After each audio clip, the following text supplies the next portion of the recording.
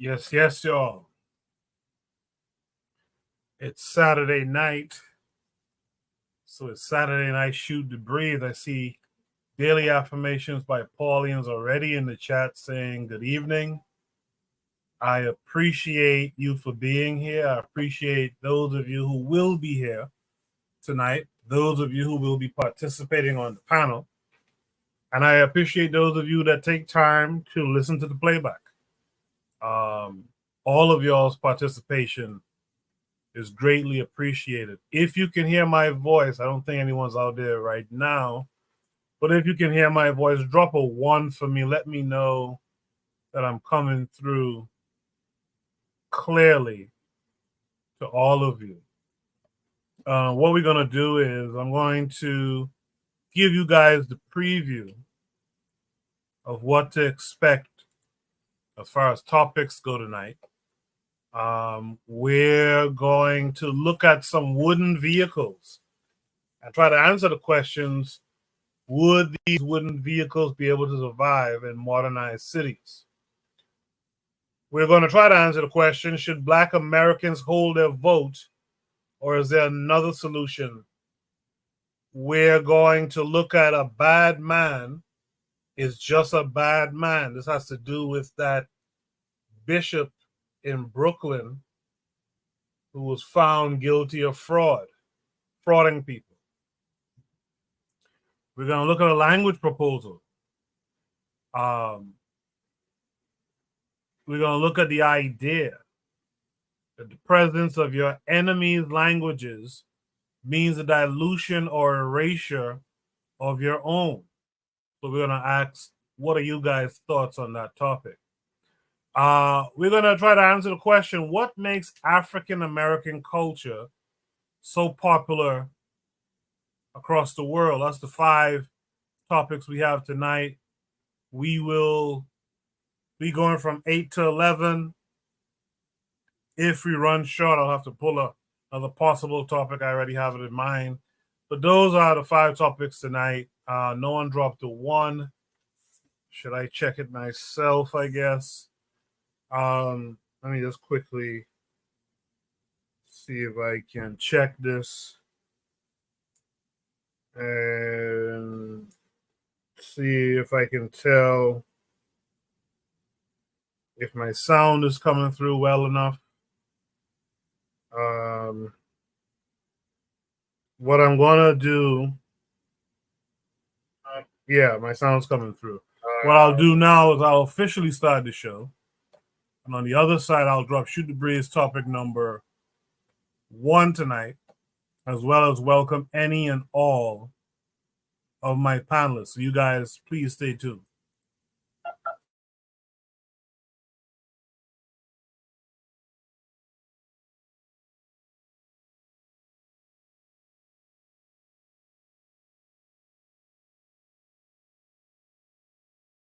You are listening to the Bitter Medicine Podcast on KWAZ Radio.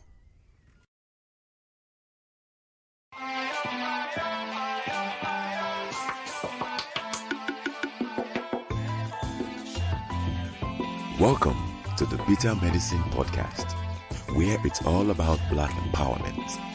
Our show focuses on Black news and entertainment, arts, science, economics, history, people, and strategies that uplift, empower, and motivate Africans within the diaspora. And now your host, whose favorite color is black, Goku.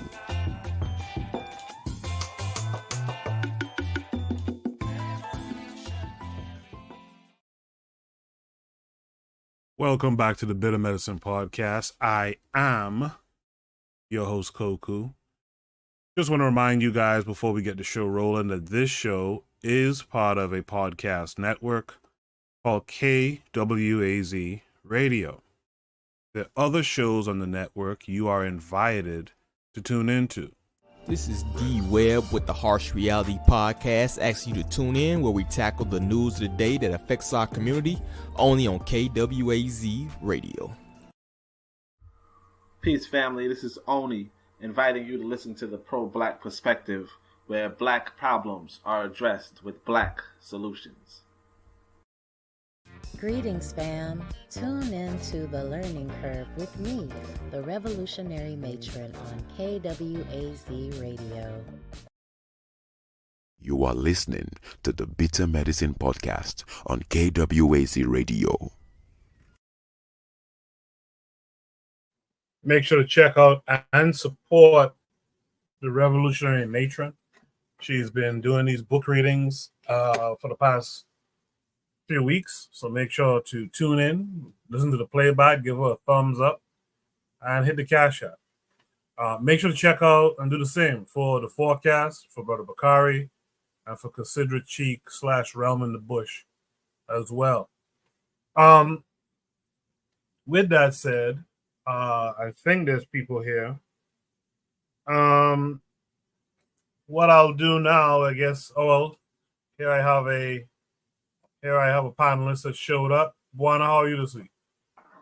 I'm good, Coco. How are you doing today, man? I'm doing good. How's the weather down there? It's very rainy. It's kind of cool. Yeah. Yeah, we have it too. We have that rain too.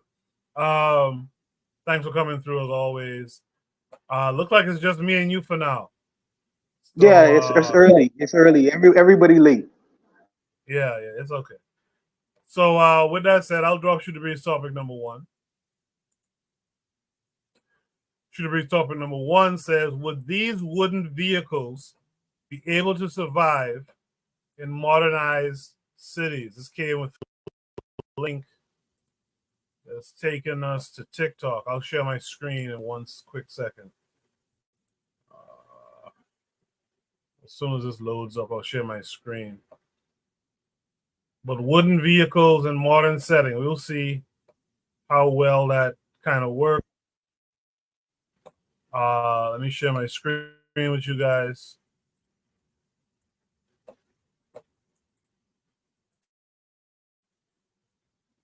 All right, so you guys should be able to see my screen.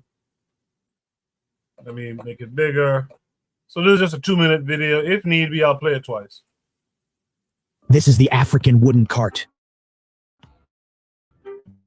It doesn't burn gas or use electricity. It only needs 3 buns for 100 kilometers. Young people use this cart to successfully marry and live a good life. It is a heavy-duty truck made of pure solid wood. It is 2 meters long and 1 meter high. It can carry 500 kilograms of cargo without any problem. Some can carry more than a ton. The poorer the area, the more concentrated the wooden carts are. Of course, these wooden carts are all handmade. This man is the blacksmith. All the wooden carts start with a wheel. The material used is this kind of dry-aged wood. After roughly cutting out the shape with a knife, the man put a nail in the center of the wheel. Another nail drew a circle. He used a machete to remove the excess parts. Then he used a chisel to make a hole in the center of the wheel. He installed the roller and the bearing. Then he had to polish the wheel finely. In this process, he also had to go through a dynamic balance test. This red wooden cart just had an accident. The other party was in a hurry to use it and paid a lot of money for repairs. The newly made wheel came in handy. He made some modifications to the body. The wheel could fit in. To save money, the owner chose rubber from a scrap wheel as the fixing method was very simple. He just nailed it on with nails. After fixing the ends, came to the last step. Using the tension of the rubber, he used a crowbar to flatten them on the tire. With the help of the apprentice, the rubber was quickly put on the wheel. Finally, for the sake of reliability, he also had to nail some nails on the tire at intervals. After installing it, the wooden cart could be used normally again. It was both environmentally friendly and economical.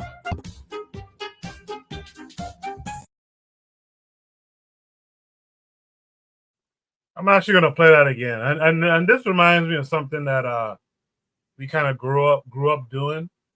I'll talk about that in a second. I'll play it one more time. I like this story. This is the African wooden cart. It doesn't burn gas or use electricity. It only needs 3 buns for 100 kilometers. Young people use this car to successfully marry and live a good life.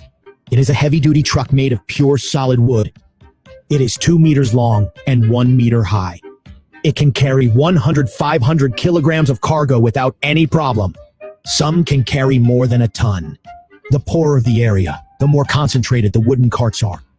Of course, these wooden carts are all handmade. This man is the blacksmith. All the wooden carts start with a wheel. The material used is this kind of dry-aged wood. After roughly cutting out the shape with a knife, the man put a nail in the center of the wheel. Another nail drew a circle. He used a machete to remove the excess parts. Then he used a chisel to make a hole in the center of the wheel. He installed the roller and the bearing. Then he had to polish the wheel finely. In this process, he also had to go through a dynamic balance test. This red wooden cart just had an accident. The other party was in a hurry to use it and paid a lot of money for repairs. The newly made wheel came in handy. He made some modifications to the body. The wheel could fit in. To save money, the owner chose rubber from a scrap wheel as the new wheel's tire. The fixing method was very simple. He just nailed it on with nails. After fixing the ends, came to the last step. Using the tension of the rubber, he used a crowbar to flatten them on the tire. With the help of the apprentice, the rubber was quickly put on the wheel. Finally, for the sake of reliability, he also had to nail some nails on the tire at intervals. After installing it, the wooden cart could be used normally again. It was both environmentally friendly and economical. In the local area, repairing wooden carts was a good job. This red wooden cart. Very interesting. When I was growing up, we used to make carts really in a similar fashion. Make them. We used to call them scooters. We used to make them out of wood like that, and we used to use like a trolley wheel. Buana, do you remember making scooters, or remember people making scooters? Vaguely. Yeah, there was a time in Nassau where we used to make these wooden scooters out of 2x4 and trolley wheel. And it was so interesting when I moved to the States to go to college. I saw when white folks were using these little metal, machine-made scooters. You can still see some folks with them now, but more people have moved to the electric version. But I was very interested. I'm like, wow, look at that. They took that scooter idea that we had, or maybe we took it from them and we just made it simple with pieces of 2x4 and trolley wheel and, from a supermarket cart.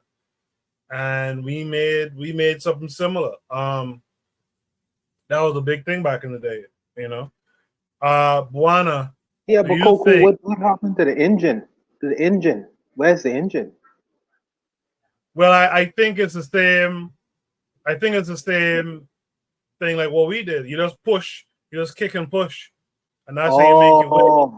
Okay. Yeah, kind of like how you do a skateboard. Kick, push, and what it looks like they do too. I think they probably utilize the hills, the slopes, and stuff like that. Yeah.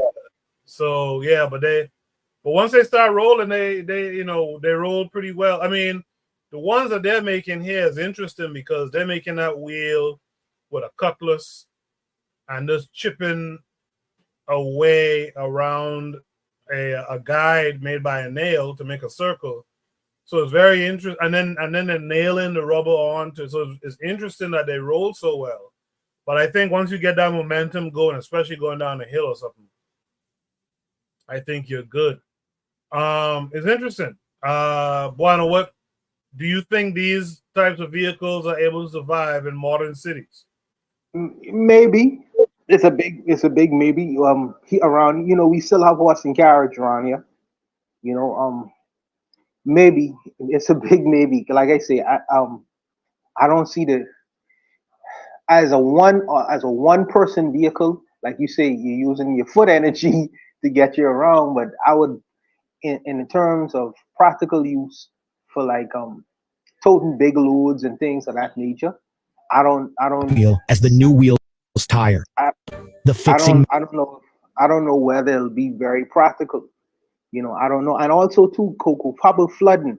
The wood swells, the wood contracts, the wood swell, the wood contract. So how is the weather gonna affect the wood itself? How is the weather gonna environment? How is that gonna affect the wood? I really don't know. So in terms of a modern city, maybe you could get away with that, in terms of a single purpose vehicle around Nassau and things like that. But I don't necessarily know if that would be practical in a place like New York City. I really don't know how practical that would be. You would probably be able to better tell me if that would be a practical vehicle using that around New York City. Because in New York City, you will have them kind of slopes and things of that nature where you could get some momentum. It's like I don't see whether it'll have like a practical application in terms of more than one person using it at a time. Number one.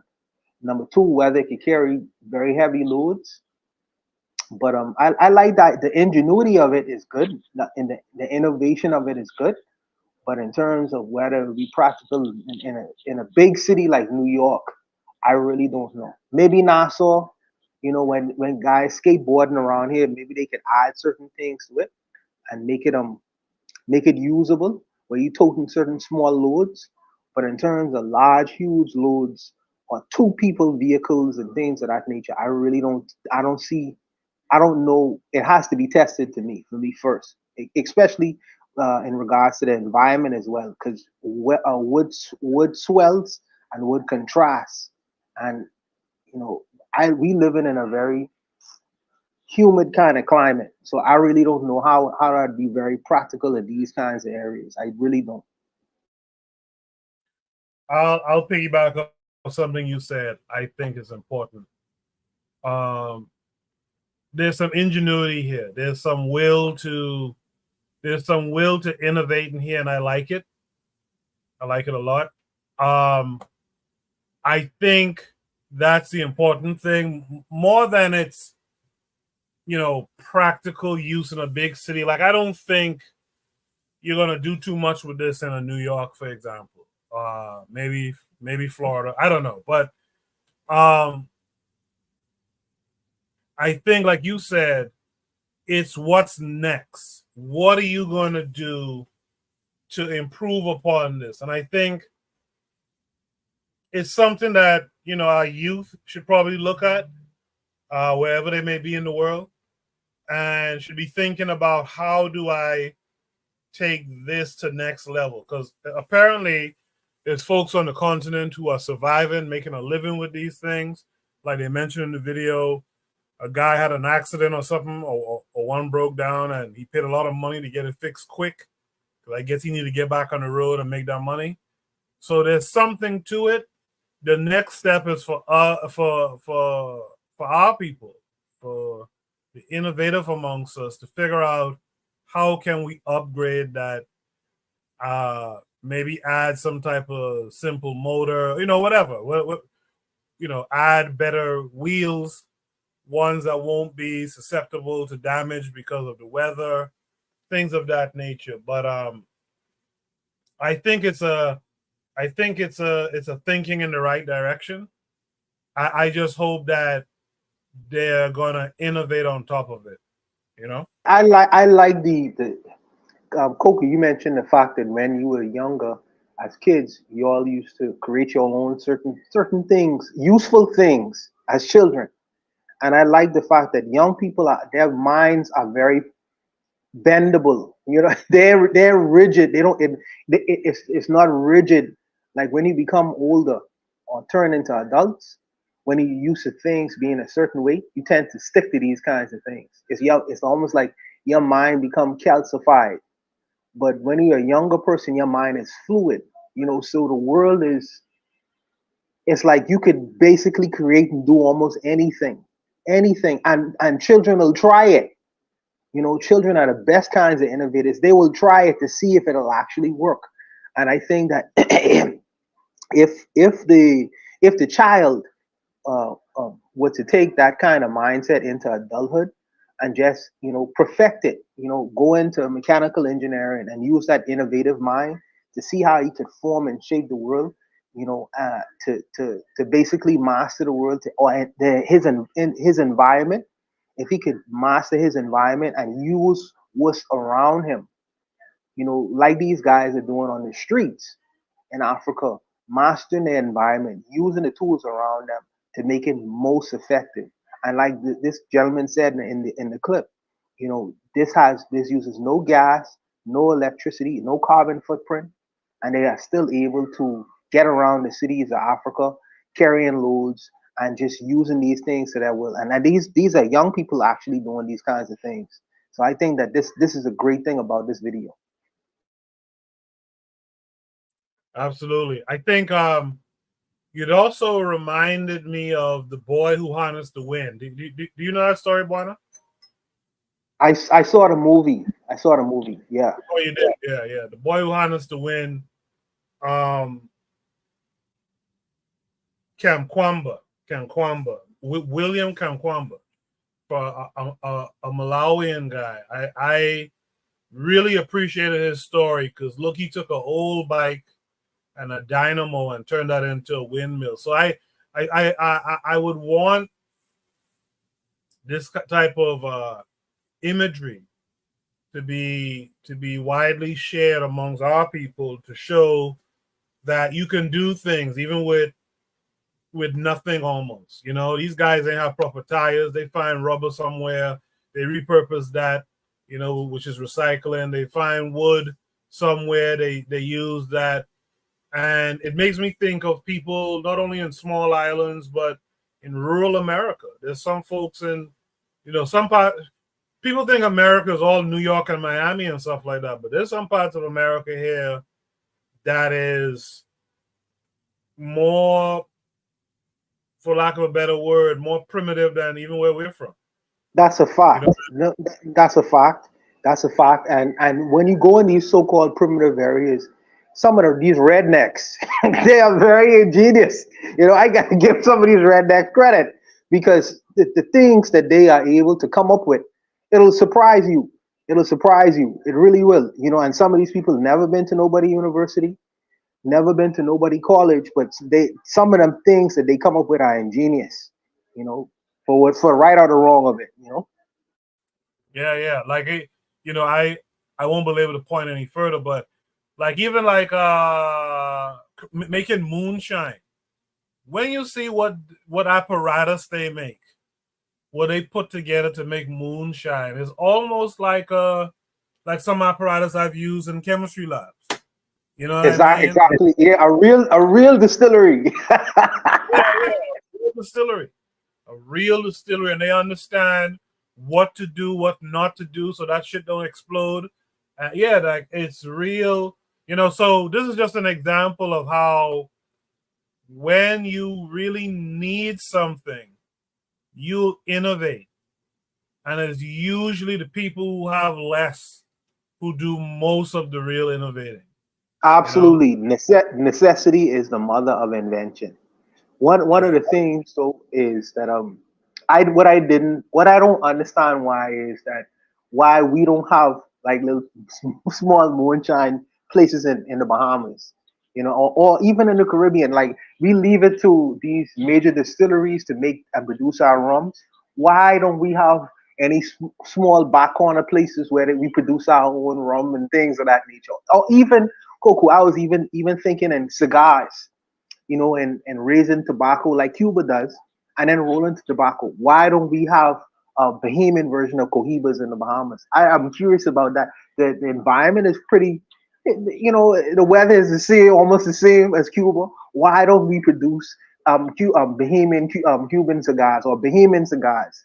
So I am curious about why that never really kicked off in this part of the world, or even the rum. We should have a lot of back corner places where we could get auntie rum or this person rum or whatever. I don't know why we even delve into these kinds of things around here, but I'm pretty sure if you go to the Out Islands, Cat Island and stuff, I'm pretty sure people making rum. think so? You think so? I think so. I think people, because like I know like in Trinidad and stuff like that, there's people who making bush wine and all kind of stuff like that too. I think people are doing it. I just think that's the problem. And I'm from Nassau. That's the problem with Nassau. It's too city for an island nation. You know what I mean? Like we should, like you're saying too. We should, man. Every little what they call it again, constituency should have someone, a man or two who making little rum and stuff like that, who making things that wine and all that kind of stuff. And that's a guy that you just mentioned is an excellent idea. I think that business idea might be waiting for you, man. Well, I do know what happens here is Great Cliff. Well, Yeah. Great Cliff import the Cubans, especially to roll their own cigars. I know they roll their own cigars, so they import the Cubans. I don't know where they actually growing the tobacco, but I know they import Cubans to actually roll the cigars itself. And I was speaking to a Cuban sister, black lady, and because I like the idea. I was like, well, how much would it cost if I was trying to get Cubans to come here and actually roll my own cigars? How much would that cost if I wanted Cubans to come in here to grow? Because I know cocoa, I know nothing about the industry. Yeah, so I have to go to the source. So I'm saying that if I wanted Cubans to come in and raise my own tobacco, and then after they raise the tobacco, grow the tobacco itself, what am I looking at? What kind of money am I looking at in terms of investment? Because you have to house these people. It's just a long story, brother. But it's an idea that I had in the back of my mind before. It really is, to be honest. Yeah, that's the kind of thinking we need. We need people thinking of things like that. That'll be excellent. And it might not be something you could do alone. You might need partners or whatever. I agree. It's a long story, but that's the thing with us. I think we got too used to kind of importing and buying things ready made and all that kind of stuff. It'd be nice if we, just the average guy, buy loose tobacco and just roll it.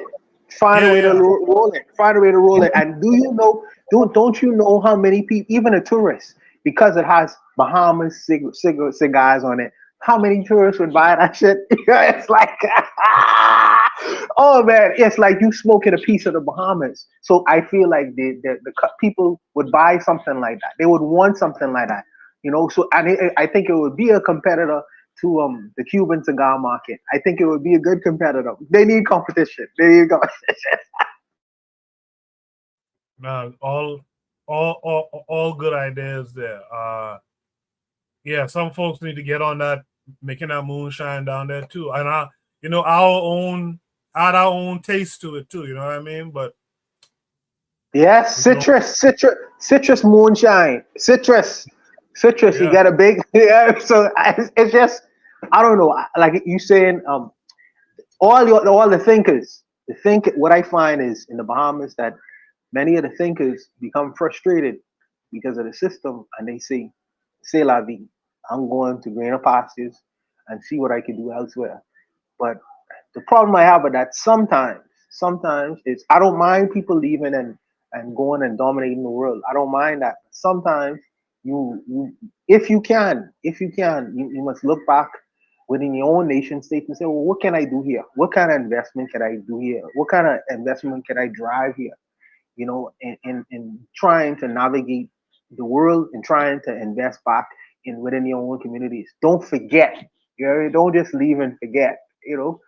Look around and see what you can do, because I feel that there is something, as you say, citrus moonshine is an excellent idea.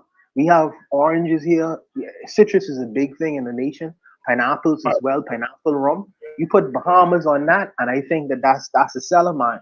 So I think that there needs to be that drive and investment for the investors who live in other parts of the world to maybe come back and see where you could, pour in certain kinds of investments in your own so-called nation states. But that's a good conversation. That's something to think about for me too.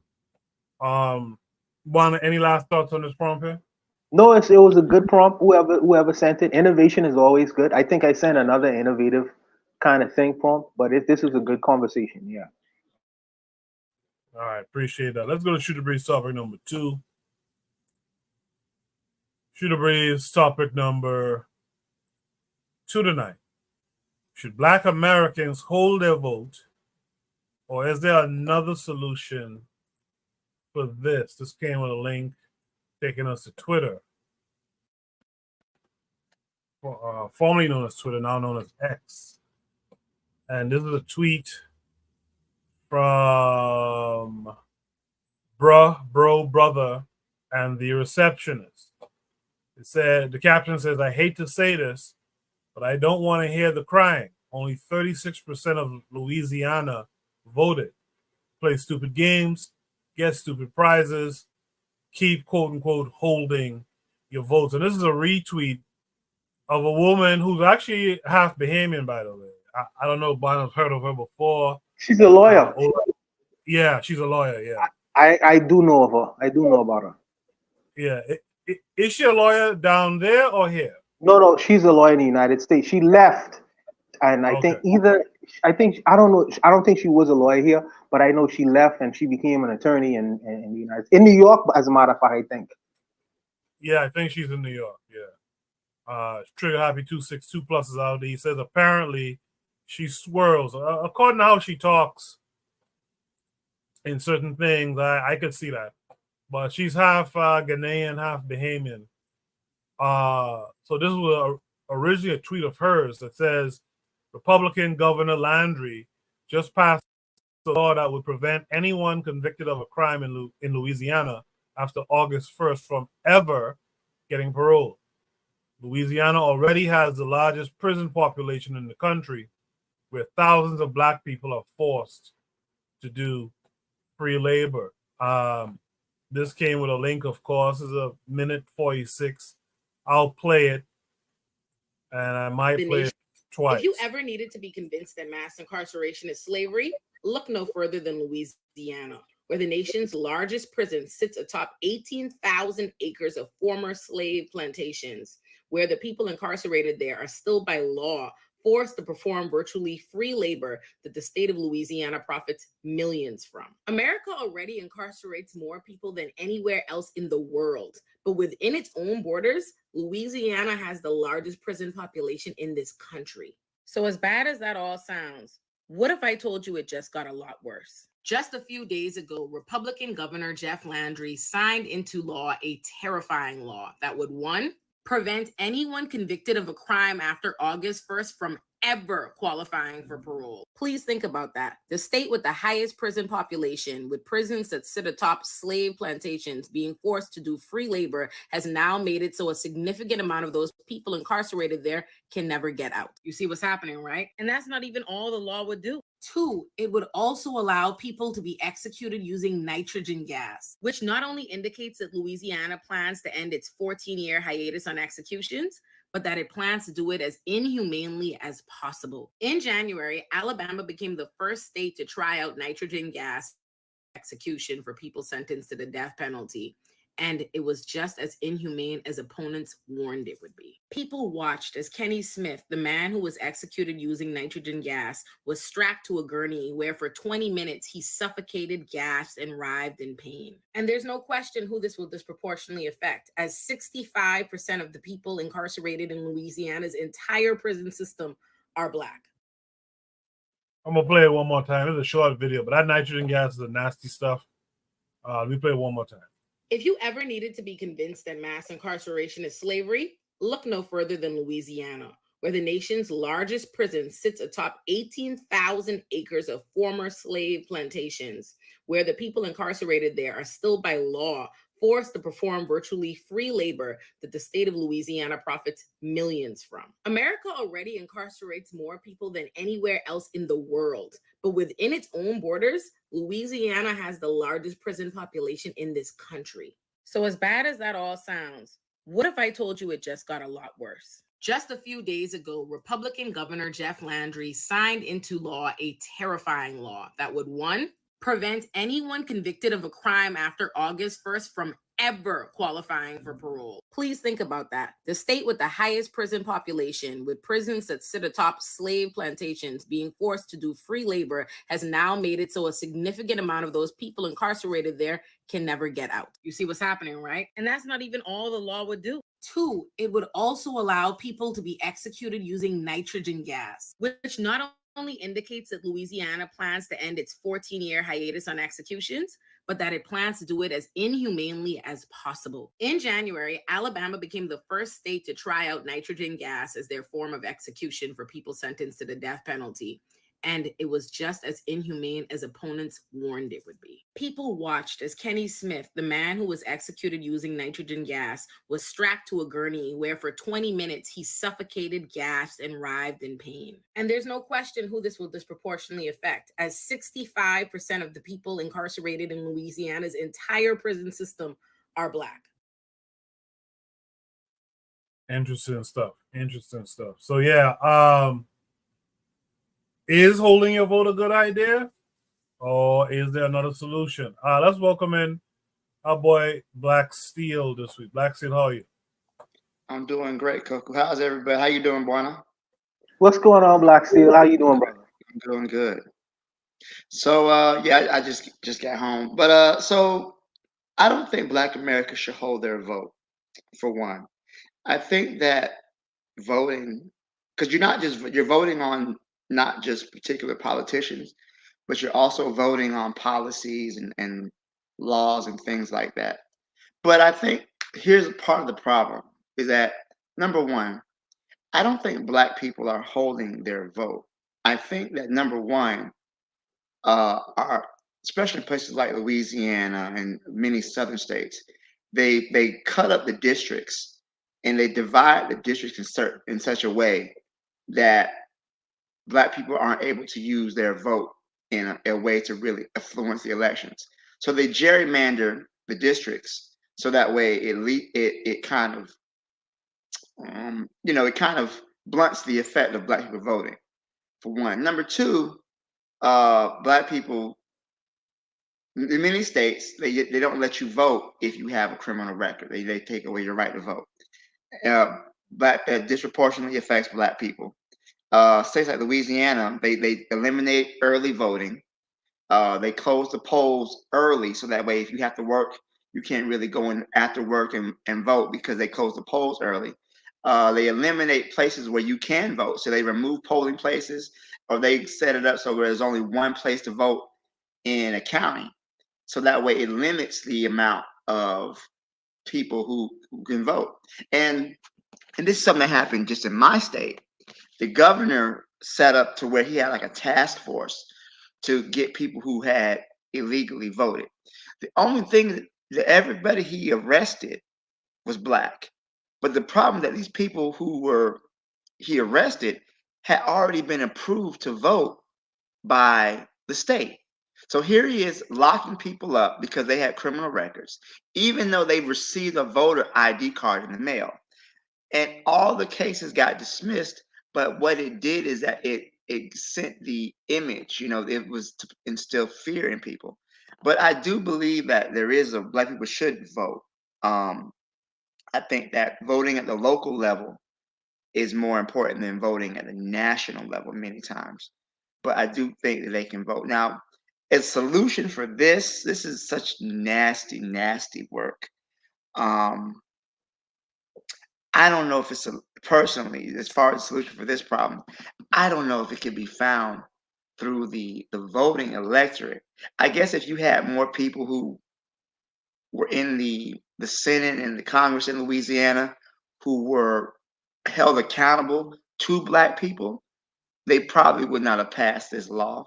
But the problem is that people elect politicians and they don't hold them accountable. I would like to know more about this situation, but it really does seem like this is a really nasty plot that they're doing to make it harder. Because number one, crime is down, even though you wouldn't know about it through the news, but crime is actually reduced. So that's why they're doing things like no parole, so they can keep people in prison and use their labor. Because many of these prison facilities are private prisons, and they basically charge the state for any beds that are empty. So there's an incentive to lock people up, and that's what you're seeing in this situation. Um, you have the private prison industry collaborating with the state and local governments in Louisiana. You're going to get laws like this. As for the nitrogen gas issue, you're going to see a lot more of that too, because doctors basically they take an oath to do no harm. So many doctors are refusing to administer the lethal injection drugs, which and many companies are not manufacturing. So maybe you guys don't know, but the death penalty is illegal in the European Union, which was actually making these drugs that were killing people. So because they stopped making them, many people it leaves a shortage of the drugs, and there's no doctors who are going to administer them. So then it leaves them with very few options to execute people in a humane way. Because in the United States, you had the Eighth Amendment. It says that cruel and unusual punishment is unconstitutional. So you put somebody to death, you got to put them to death. And if you can't hang them or chop their head off, it has to be relatively quick. So I would like to say, I think they're going to probably challenge this nitrogen execution and push it up to the Supreme Court as a challenge to the Eighth Amendment. We'll see. But you're going to see more of this. In some states like Utah, they're even bringing back firing squads because they can't get the cocktail needed to administer the death penalty. I myself, I don't know. I'm kind of conflicted about death penalty, only because if somebody killed or hurt one of my loved ones, I probably want their ass to die personally. So, but I do also know it's applied disproportionately to Black people, African Americans in particular, with the majority of people on death row, even though white people commit more crimes per capita than Black people do. You're going to see more Black people getting that punishment. And you're going to have a lot of people who are on death row who are innocent as well. So my solution, I don't even know. I think we got to understand the problem first, but the solution I really do believe is truly organizing as African people to face these threats. Because right now we're not organized. We're not canvassing the neighborhoods. We're not getting more people out to vote. A lot of people stay home on vote day election day. Because they don't feel like their vote means anything. Even when those people who can vote, a lot of them don't, and that's not just for Black people. That's many Americans in general. Most Americans don't vote in elections. Truth be told, I think this is such a multifaceted problem. I don't know how I would address a solution, but I'll stop there. I've been talking for a while. I'll let Juan speak. No, it's good because we're shorthanded. By the way, shout out to Oni. Today is Oni's birthday. That's why he's not here. He's probably Happy birthday, Oni. Happy birthday, Oni. He's probably fornicating somewhere. Good for him. Yeah. We're probably fornicating somewhere. With a passport in hand. But yeah, thanks for that information on the drugs, the cocktail that's used for execution. I had no idea of that information that you put out there, Black Steel, so I appreciate that. I would also add, I don't know if you guys would remember, I want to say it was in Florida too, some years ago. I want to say it's maybe Obama's last term. They caught some officials out there trying to redraw the district so that this prison would fall in the district. And because prisoners can't vote, right? You kind of mess up the Black vote numbers, and So there's all kind of little games that go on with the voting thing when it comes to black folks. But like Trigger Happy 262 Plus in the chat said, voting is always going to be an organizing problem, and that's the thing. I don't know how well we organize around voting. A lot of the louder mouths, they talk about the downvote and all this kind of thing, but it's still pretty much voting Democratic. Like, I don't really see the voting organizations that are bargaining with the votes, that are leveraging votes for certain legislature, certain policy. I just don't see it personally, but who am I? Maybe it's there and I miss it. Shout out to Marcus McGee, who says we need a voting block. Trigger Happy 262 Plus says voting is always going to be an organizing problem. Even having a strategy for a more local level requires everyone on board individually.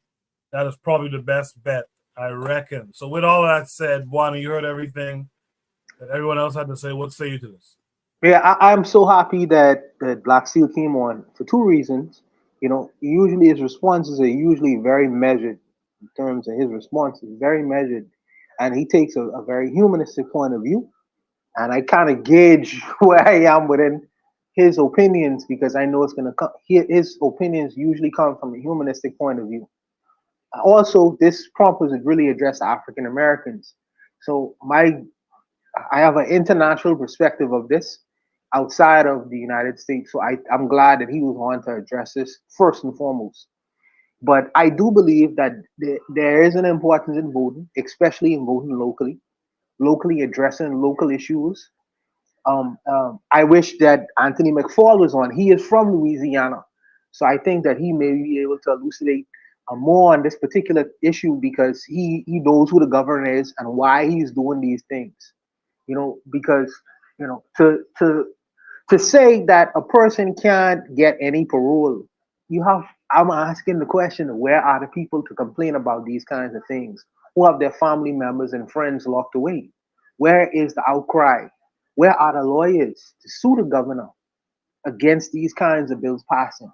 Because sometimes legislators and politicians do things that's unconstitutional. That's unconstitutional in regards to the state and on a federal level. So they need to be sued for the things that they try to do. So I'm asking, where are the lawyers? There needs to be a hue and cry, or the Louisianans on a whole support him in saying that so-called people who commit crimes should not get parole. That means that they'll have to go the full extent of their sentences. There's no reform, or no matter what you do in prison, you can't be granted parole. Even if you decide to change your life, change your mindset, your life's course, this guy says, no, you have to serve the full extent of your prison sentence without even the possibility of parole. I think that that's very cool. And I think that the Louisiana black lawyers in particular, because it'll affect my community. So the black lawyers need to start making complaints, start filing claims against the governor of Louisiana and start making more noise. It's on the people. The onus is on the people sometimes to throw their stones in court, even if it's legal stones. So I need to hear more of a hue and cry with that. Now, for the next issue, in terms of the nitrogen gas issue. Okay, so the reason why a person is on death row, first of all, is he would have committed the reason why a state decides to get rid of a citizen or country, the reason why you are put in death row is, first of all, your crime has to be to a degree where it's so heinous. It was very heinous. And there's no, what's the word they use? There's no way that you could come, there's no way, I forget how the phrasing works, but they say that it's not redeemable. You can't be redeemed from committing whatever act you would have committed, against the society, citizens or whatever. It's an irredeemable kind of crime. So I'm looking at that and I'm saying to myself, yes, nitrogen would be considered as so-called cruel and unusual punishment. However, I always consider the victims. I always consider the victims. Who has this individual harmed? If you're murdering women, pregnant women, if you're murdering children, if you're doing certain things that is irredeemable in the eyes of society, then you deserve what you get. I don't care if they put a firing squad on your ass or nitrogen. I don't care. I don't care. Me personally, because I'm not soft on that issue. I think, what about the victims when they was taking their last breath? They see you doing some ridiculous thing, either to them or their child or whoever. Now they are no longer here. Now I must feel sorry that they are punishing you in a cruel way. No. I wish you do suffer. I wish you do suffer. So my perspective on this is kind of like hard line. So I would more prefer the humanist to have a version of why he doesn't believe that this is the right thing to do before I put my mouth in it. Before I put my mouth in it, because I don't have a humanist view on it. I have a cruel and unusual view on it. Go ahead. One thing about it, I'm so sorry. One thing about it is that my concern is that there's a lot of innocent people who get executed. So my concern is that, especially, they come up with fake evidence. A lot of times cops are pressured just to close the case, and they'll hide evidence, they'll plant evidence, and there's a possibility that an innocent man is killed. So I think the fear is that it's better. I forgot what the cracker said, but it's better that 10 guilty men go free than one innocent man dies. I'm paraphrasing. I think it was Benjamin Franklin. I don't know. But anyways, I think the concern is that you don't want to mess up and kill somebody who didn't do anything. You take somebody's life and they're innocent. Whereas, and I'm not going to say either for or against it, but some of the people who are against it, they say it doesn't serve the effect of preventing crime. Those states that have the death penalty don't really see a reduction in crime from it. It's meant to serve as a deterrent. The fact that you kill somebody, you're going to lose your life. And I also understand from the victim standpoint as well. You took somebody's loved one, but in America, there's no the criminal justice system is meant to be punitive. It's not meant to rehabilitate in any way, shape, or form. It's meant to punish you. Even when you've done the crime that you've done the time, you're still punished once you leave jail. You have to pick that box for employment where, have you been convicted of a crime?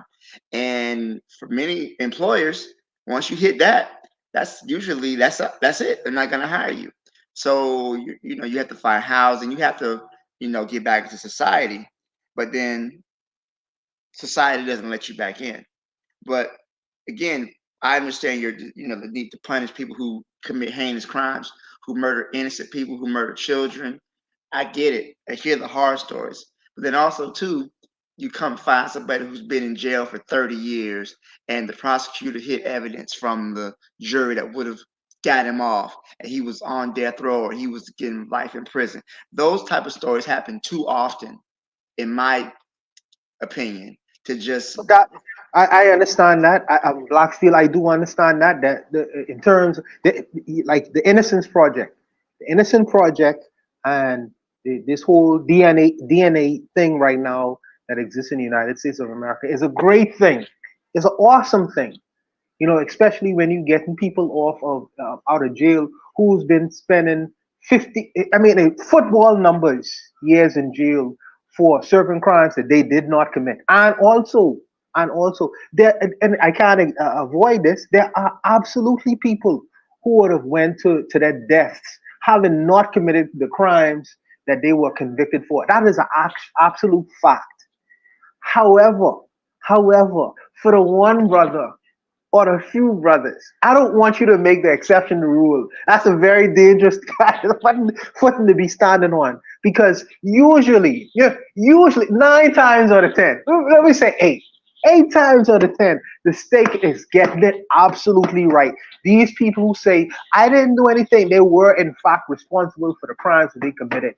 I'm not talking about the 3% who was actually innocent. I'm talking about the 97% who actually in fact did the crime. And I think that sometimes that's that comes into the argument from time to time. I don't agree with Thomas Jefferson when he say it's better to let 10 guilty men. I don't agree with that assumption. It was better. Benjamin Franklin. He said it's better that 100 I guilty don't agree with persons that. escape No way. than one innocent person should suffer. That's what he said.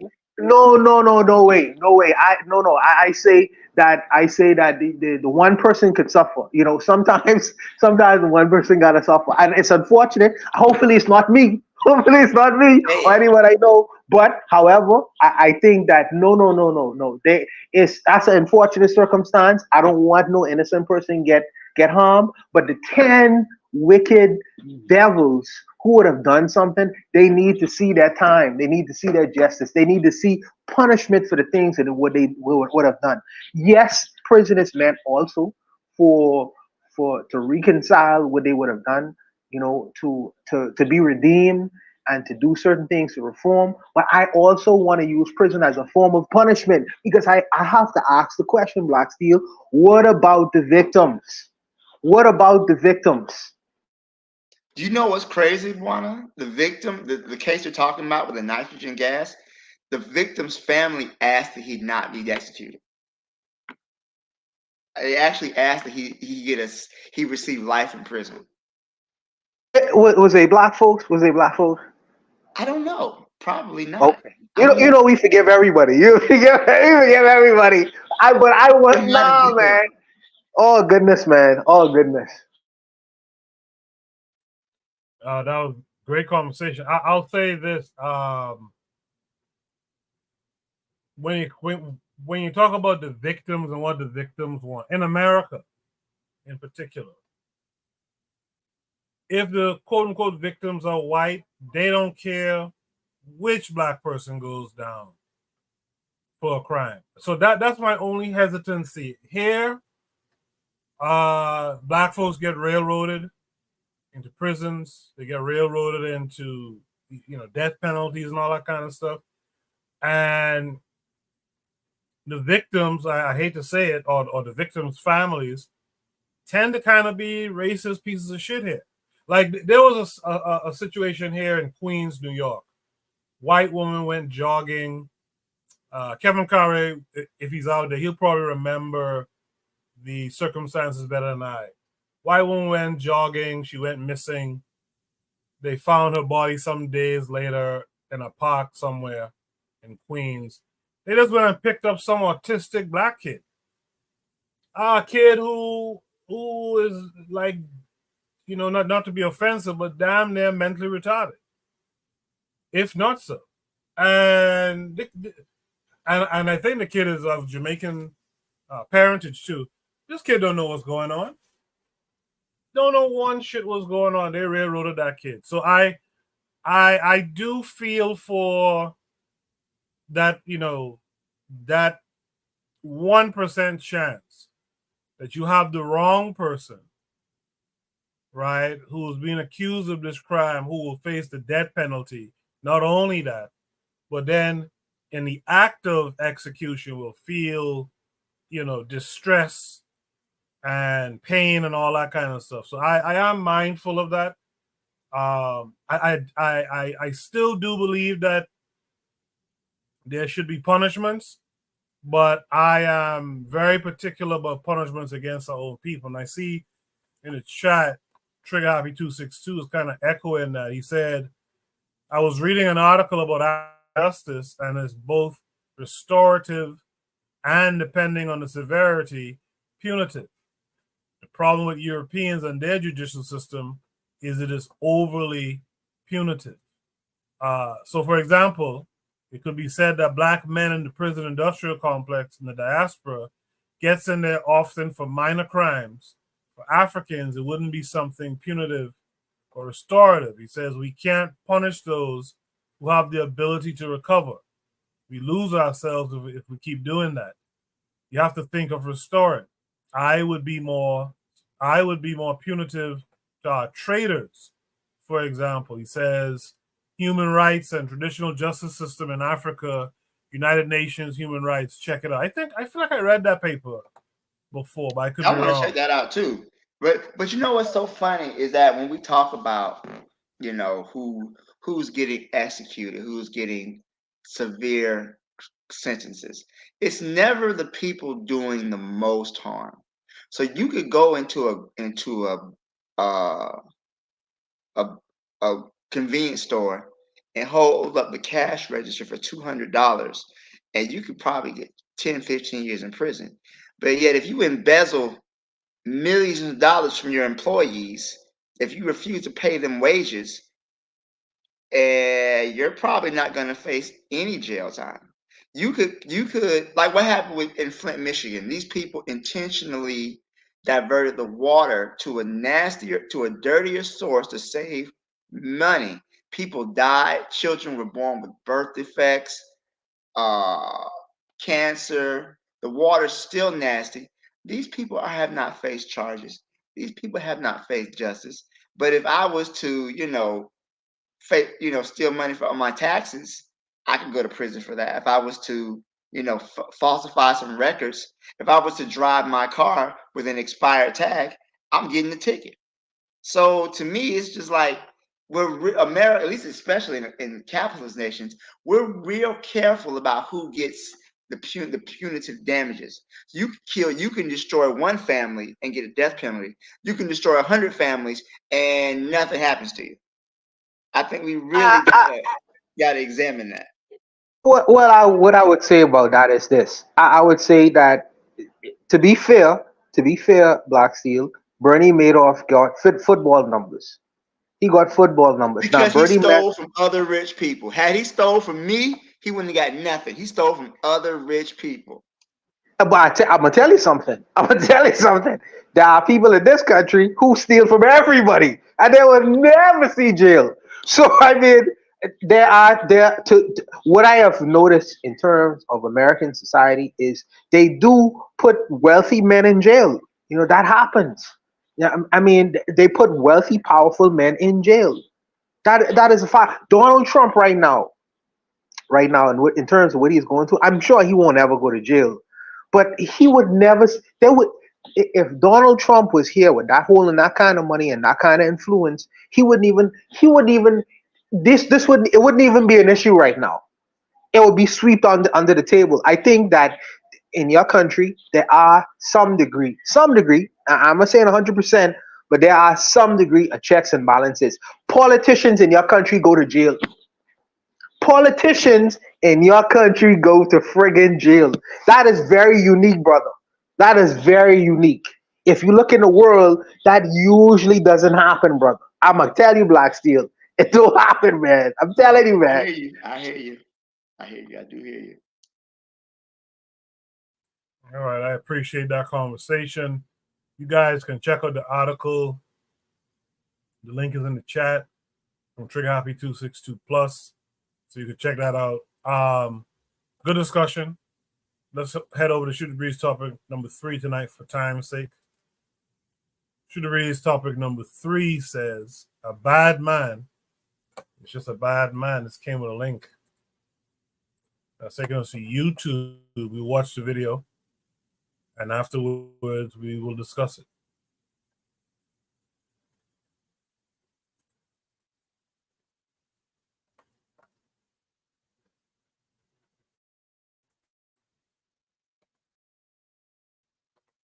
I don't know why it's taking so long to load. Actually, I think I know. It's my ad blocker. He lost more than $1 million in jewelry during a highly publicized robbery at his Brooklyn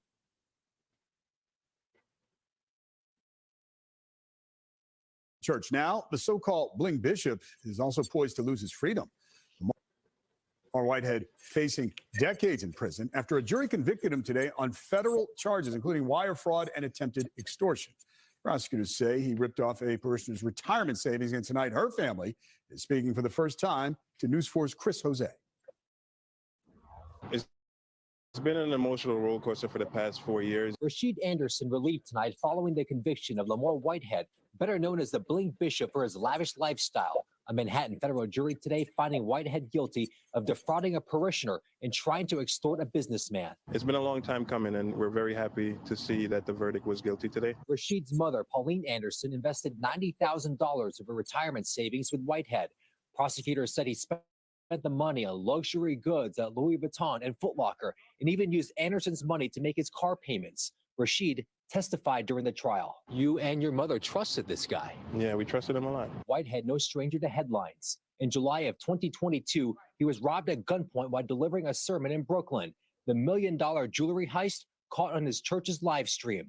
2 months ago, one of the men accused of the robbery killed by U.S. Marshals at a New Jersey hotel. This was the guy that put the gun, have a gun pointed just like this in my wife's face, pointed just like this in my 8-month-old baby's face, and then had the gun to the back of my head as he ripped off my jewelry. Whitehead not yet publicly commenting on his conviction, which also includes charges that he tried to force a Bronx businessman to lend him $500,000 while promising access to Mayor Adams.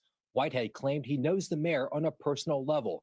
The bishop going to social media after his arrest in December 2022. Just because you was arrested doesn't make you guilty. Jurors found Whitehead guilty of wire fraud, lying to the FBI, and attempted extortion. The trial lasting 2 weeks. Rashid had prayed for today's outcome. I do want to give thanks to God because he was the one that, revealed the truth, and I was able to go up there. Everyone was able to go up there and speak their truth. Whitehead's sentencing is scheduled for July 1st.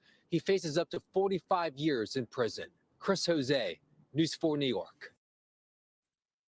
That guy went through a whole court proceeding to bring charges to this guy.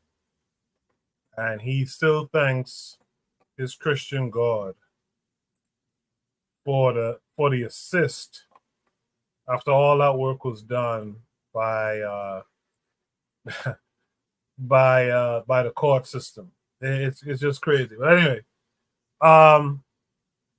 should be stop with number 3, a bad man. It's just a bad man. Black Seal, what are your thoughts on this bishop? Well, I agree with your point about him praising God, but I will say this: I was raised in the church. My brother's a pastor. My grandfather's a pastor. And one thing that always stood out to me when Jesus said it is easier for a camel to go through the eye of a needle than for a rich man to enter the kingdom of heaven. Now, there's a lot of what they call prosperity preachers, prosperity gospel that's making its way in the community. And I speak in the Black community in the U.S. and probably throughout the world. These people who believe that their wealth is evidence of God's favor towards them. And they forget, very, very clearly, they forget, if you're going to adhere to the religion, to the religious doctrine, that Jesus himself spoke out against too much accumulation of wealth. He himself was poor. He was homeless. And I believe there's a verse that says that foxes have holes and birds have nests, but the Son of Man hath nowhere to lay his head. So these people and their preaching of wealth and money and jewelry are very openly ignoring what is being preached in the religion. So to me, and she's an old woman. I'm not gonna knock her too much. But to me, you got a pastor, he calls himself the bling pastor or all that other, whatever the fuck he calls himself. That should be a red flag. That should be a burning flag to let you know this is not a church that I should be a part of, because he is literally flaunting his wealth, which if you are, and I'm not going to go too much into my opinions on Christian doctrine, but if you're going to follow it, fucking follow it. Don't sit up here and show up, crazy displays of wealth and jewelry and everything else like that. You're stealing from old women, you're bling bishop, just being called the bling bishop should be a flashing sign. This is not a place I want to be a part of at all. So he's getting 45 years, deservedly so. But I think the bigger issue is how people, especially in tough economic conditions, they're going to look towards religion. They're going to look towards God to improve the situation. And there's going to be people like the bling bishop who's going to take advantage of them. They're going to promise something. Oh, if you send me another $100, I can get that blessing for you. I know that blessing's coming to your sister. My grandmother used to watch this one man on TV. I can't think of his name. He was some televangelist, and they would send money to him for special blessings and prayer shawls and all that other bullshit that they were going through. And he was taking people money and doing nothing with it, but lining his own pockets. There is definitely a opportunistic vein within the prosperity gospel movement, which it's always been, from Joel Osteen to Creflo Dollar to I'm pretty sure there's a couple other ones that are probably just as bad as this guy, except they just didn't get robbed at gunpoint. And looking at these robbers, they seem more like Robin Hoods than just ordinary criminals, because they're stealing from the rich, giving to the poor. They stole from somebody who was literally taking some poor old woman's retirement money. So, maybe they can get time served for their crime. I know one dude got killed by the federal marshals. Maybe the other dudes can get time served, whatever. But this dude, I feel like, in his own way, he was worse. He was worse than those bank robbers, because here you are stealing from people who trusted you, stealing from your congregation, who probably don't have a tenth of what you have. And 45 years isn't enough for this crime. He'll probably spend, a good portion of that, especially I think he's in New York. So they're gonna probably have him do it by half. But even so, in my thoughts, what he's doing, defrauding the poor, it's a shame. But also I understand how deeply Christianity has its claws in our people.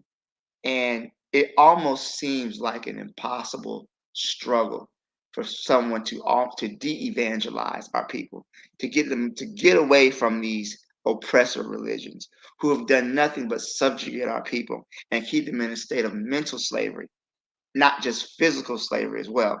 And we see this, we see the underlying root of the problem is the way we cling to these religions that were forced on our ancestors. And we don't even critically examine them. And then when you do critically examine them, you get jumped. You don't by your own family members. You don't even get invited to the family gatherings no more. Because now you're that guy. You don't believe in Jesus. So you don't believe in Allah. You got black people starving themselves, refusing to eat in the daylight hours because of Ramadan right now. So it really just shows how harmful adhering to these religions is to our people. And then when we do adhere to them, we don't even follow them the right way. We're sitting here giving money to people who Jesus would have flipped the table over in the temple. I'll let Bwana speak. Thanks, Coco. Yeah, I think me personally, I think most of these religions, these Abrahamic religions, are hypocritical. And I think, I hate to say it like this, but I think a lot of our people, I think a lot of people in general, but a lot of our people in particular, because that's what I care about, I think we like the hypocrisy of it. I think we like the idea that you don't really have to change. In fact, it used to be a joke during sermons in church, because I grew up in a church too. It used to be a joke in some sermons of how, like, some of the young women and men are coming to church in the same clothes they was just out in last night at the club. Like it was understood and was a thing everyone laughed at. And to me, it was always strange that you would laugh at that concept. but I think we kind of like it. I think we like the fact that you don't have to transform. You can just be the same thing, and according to their beliefs, if you accept Jesus in your dying hour, you're good. Like if in your dying breath you say, you know, Jesus' name, you're good. And I think we kind of like that. So I think, ergo, I think we don't mind our religious leaders being hypocrites too, scammers and grifters and whatnot. And it's just a shame that we've allowed ourselves to kind of be tied down to this thing around the neck too. We've been tied down and weighed down by this stuff. But I think it plays into how they have us. They have us in this bad state, and this religion just kind of reinforces a lot of the bad stuff that we're into due to them. But like you said, let's throw it to Buana. Buana would say it. No, when I hear Black Steel's story, I am reminded of my aunties sending monies to all Roberts, or sending monies these televangelists who were so prolific in the 90s, all Roberts and Jim Baker and all these charlatans. My mother too sometimes, man. It break my heart because sometimes I would be broke. I'm saying, why don't you take that investment and invest it in your nephew? Invest that money you send it to these people. Invest that in your nephew, your son. Sometimes I would be broke sometimes, and they think, well, if I invest in these kinds of men and what they saying, well, you're gonna get this supernatural bountiful blessing. We have been taught religion in the Western world, especially the black people, as if we were children. Spirituality and religion is taught in the Western world almost on a childlike level, almost like on a childlike level, a supernatural business. I don't mind the supernatural, but there should be something that you bring to the table as well, besides me giving you my funds and my monies. It is really ridiculous, and it breaks my heart. But I understand that many of our people are caught into this trap, and it's just a trap. It's a trap. And many of our brothers and sisters can't see it, and that's an unfortunate thing. We fight against it. To this day, we continue to fight against it. In terms of this particular gentleman, I hope we get 1 billion years, because he's been to jail before. He is a jailbird already. He's just going back home. He is going back home where he came from. But it's unfortunate how these guys could just change their hats that they wear. First of all, he was coming in the name of gangsterism in terms of what he was doing before to get involved into the penal system. Now he coming in the name of God, doing his devilishment. The left ain't changed his sports. He changed his rhetoric, but he ain't changed his sports. So he's just going back to where he naturally belongs, in the cage. Because living in a civilized world, he takes advantage of human beings who can't fight back. Who can't fight back. And look, notice what he say. He has a connection with Mayor Adams.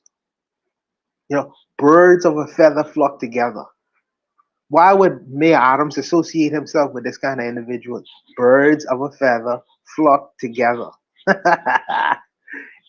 But like I say, I think that it's an unfortunate reality that we have to deal with in this day and time.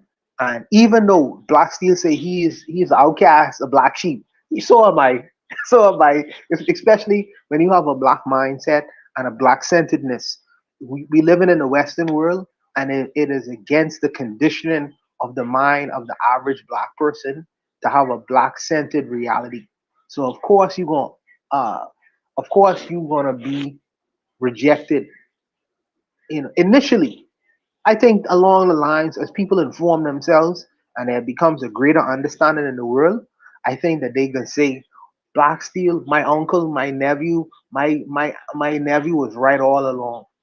But right now, you are just ahead of the curve. So what is going to be perceived as something that's bad eventually gonna become to be something that's embraced. Our people just ain't reached there yet. We just ahead of the game in a lot of things, and that's just something that you have to accept. You know, that's something that all of us are gonna generally have to accept because you are usually in smaller numbers when it comes to understanding the world as we see it and looking through the world through our spectacles. You know, they say that the people who escaped the plantations usually were in very small numbers. Usually, the slave on a plantation was uh, institutionalized to that plantation. They was conditioned to that plantation. They knew nothing of freedom, so they didn't seek to get freedom. So for the few that actually did, they were in very small numbers. Your mind is free. So when you start talking this jive of black empoweredness, looking at things from a black centeredness perspective, of course, the numbers will always be low. But as information develops, as information becomes more prolific, as we become more informed in the world, people can say, "Oh, I understand now. I understand now." You know, but these kinds of people, unfortunately, many of people within our community, they want to see their leaders thrive and successful, even if they have to create an atmosphere where they are so-called successful and wealthy. They willingly give their monies to charlatans like these because they want their leaders to be above them. It's the older people, you know, the younger people, they want to see something that is that they can reach to aspire to. So they give these frauds these kinds of monies and things like that or whatever because they want a Jesus. They want to create a Jesus. They want to create a savior. And that savior in the Western world has to have money. He has to have power. He has to have influence. So they create that.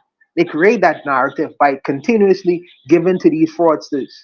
You know, that's just our reality right now. I don't think it'll remain forever, but I think that's the reality that exists right now, right now. But it won't exist forever. But I'll leave it there. I want to say one thing for you. You see how I didn't know this man had a previous criminal record. It's so interesting how many people who have a history of fraud and extortion and bribery, how they can quickly turn that into a lucrative career being a preacher, a pastor, a man of God. And they can even make their criminal background known and use it as evidence of God's redemptive power. I got air quotes right now. So this man had already been convicted of a crime, served time in jail. And I'm reminded of I can't think of the guy's name, but he was a pastor down here in Florida who got convicted of extorting money from the church. And he went to jail, and then he got out. He started a brand new church, and the people from his old church went and joined the new church. So it's almost like when they said, when Jesus compared his followers to his sheep. These are my sheep. Feed my sheep. Maybe he meant that a little bit more literally. The sheep are meant to be shorn. And to me, I feel like we all make the analogy. Christians made the analogy of being led by the good shepherd. But the good shepherd eventually ends up killing those sheep. Eventually, the shepherd needs the sheep more than the sheep need him. If without the sheep, the shepherd would go hungry. He would be out of his livelihood. And eventually The sheep turn into lamb chops. Yeah, the sheep turn into lamb chops. And you see here this dude right here, he's leading his sheep right to the slaughterhouse, right to get shorn, get their wool taken off, and be butt ass naked out here in this world. That's what this dude was doing. And it's so funny that you could be open as somebody who works with children. I can't have a criminal record and work with kids, but here you can have a history of stealing money and open a new church like it's nothing. Could you imagine such a thing? Could you imagine such a thing? Never. You can't imagine. Well, I spent 5 years of pedophilia, but I've reformed and God has changed me. Oh, come right in, Lord, sir. the Lord delivered me. The Lord delivered me. Lord deliver me. And it'd be fine. It'd be fine.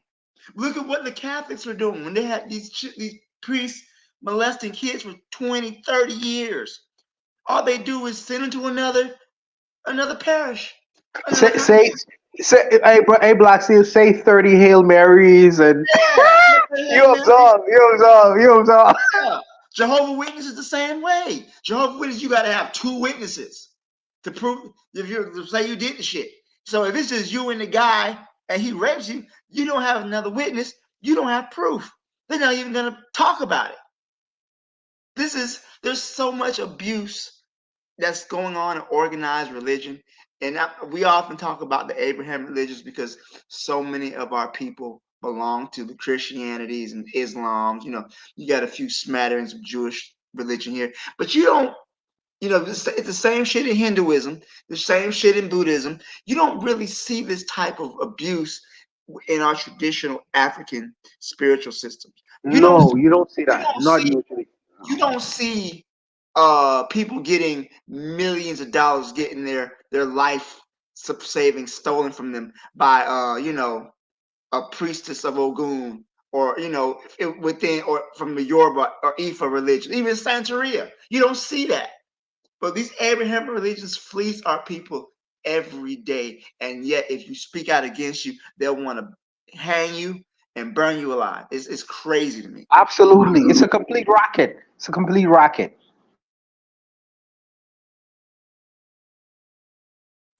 Yeah, so when Buana says that eventually it'll change, I don't see it unless something I'm optimistic, Goku, man. I'm optimistic, bro. Yeah, because me personally, I don't see it because, like Black Seal at the end is starting to allude to, you guys will accept priests molesting children, grifters who are pastors and all that kind of stuff, but then you'll turn around and say traditional African religions are evil. You don't want to practice that because those are evil. But you'll accept this shit. It's kind of wild, and like I've said before, and many of us have talked about before on the panel. Where's the work being done to provide the alternative to these people's religious gains? Where's the work being done to I guide want to people answer that. into? I want to answer that, Coco. I want to answer that Yeah, because that's an important question that you asked. There is a big falling away in terms of church, in terms of people going to church nowadays. There is a large swath within our community of Black folks who don't deal with that stuff anymore. But largely, I mean, really and truly, a lot, especially in with the men. And I think that when you talk about the work being done, there's a former pastor named Ray Higgins. I don't know if you ever heard about him before. He created an African village. He used to be a former pastor until he understood that a lot of the religions came from Africa, Kemetic business, Egypt business, and all these kinds of other things. So he developed a system, a program where he created an alternative to the so-called theologies that especially a lot of Black folks in the West was learning about, and it really was a very good um, work being done in the African village. Anyone under the sound of my voice, just look it up. Dr. Ray Higgins. I think that he really did good work in terms of trying to provide an alternative to this kinds of messaging that was sent out here in the so-called Black America or Western world. And also, too, to your point, Buana, church attendance is declining yearly amongst most demographics at least the United States, and in many countries, and like outside of in Western Europe, atheism is the fastest growing religion. But what I think is disturbing is that church attendance is declining for every demographic in the United States except for African Americans. And you'll see more churches in the Caribbean in Africa, in Latin America, because these societies, these people, they tend to suffer the most. And Oni's not here, but I got to quote Karl Marx when he said that religion is the opiate of the masses.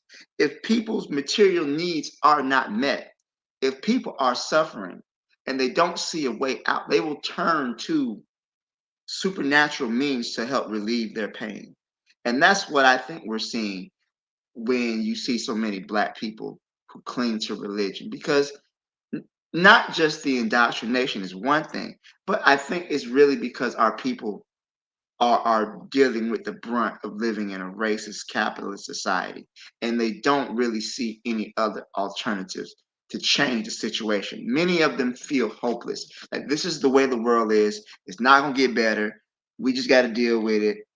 And the Lord exists. The Lord is on high. Shall not the judge of the earth do right? Type of stuff. And they regurgitate these Bible verses, and it makes them feel better, however, temporarily. So that's why I think we have such a strong adherence to these Abrahamic beliefs, because a lot of our people don't really know of an alternative, and they're really struggling to survive. They're struggling to make ends meet, keep food on the table, keep a roof over their heads, provide for their children. Again, this woman is she's a 90-something-year-old woman. Who knows what type of health ailment she has? And here, he's taking her money, and I'm sure he was promising her something, promising her some relief, some sort of special connection with the Almighty to help improve her situation. And this is, I think, is something these people are, they're wicked, but I think as an overall group, as African people, we have to understand the reasons our people cling so tightly to these beliefs is, one, the indoctrination, and two, because there are people who are suffering in a cruel world. And that's why it's so difficult to get them out, because to take away Jesus is to take away their hope. Sadly, as we may look at it, like, no, your hope is we're our hope, our organization, our ability to change our situation and use the resources of the richest continent on earth to improve our situation. But they can't see that. That's why you'll have African people demonizing African spiritual practices, while meanwhile believing in a God who commits genocide on a regular basis, who the God of Abraham didn't think anything of wiping out the whole world. And as you see, the so-called followers of Abraham now, the Jewish people, are currently engaged in a genocide right now. And you got Christian United States helping them do it. But yeah, we're going to sit here and talk about Ifa and Yoruba religions. What the fuck?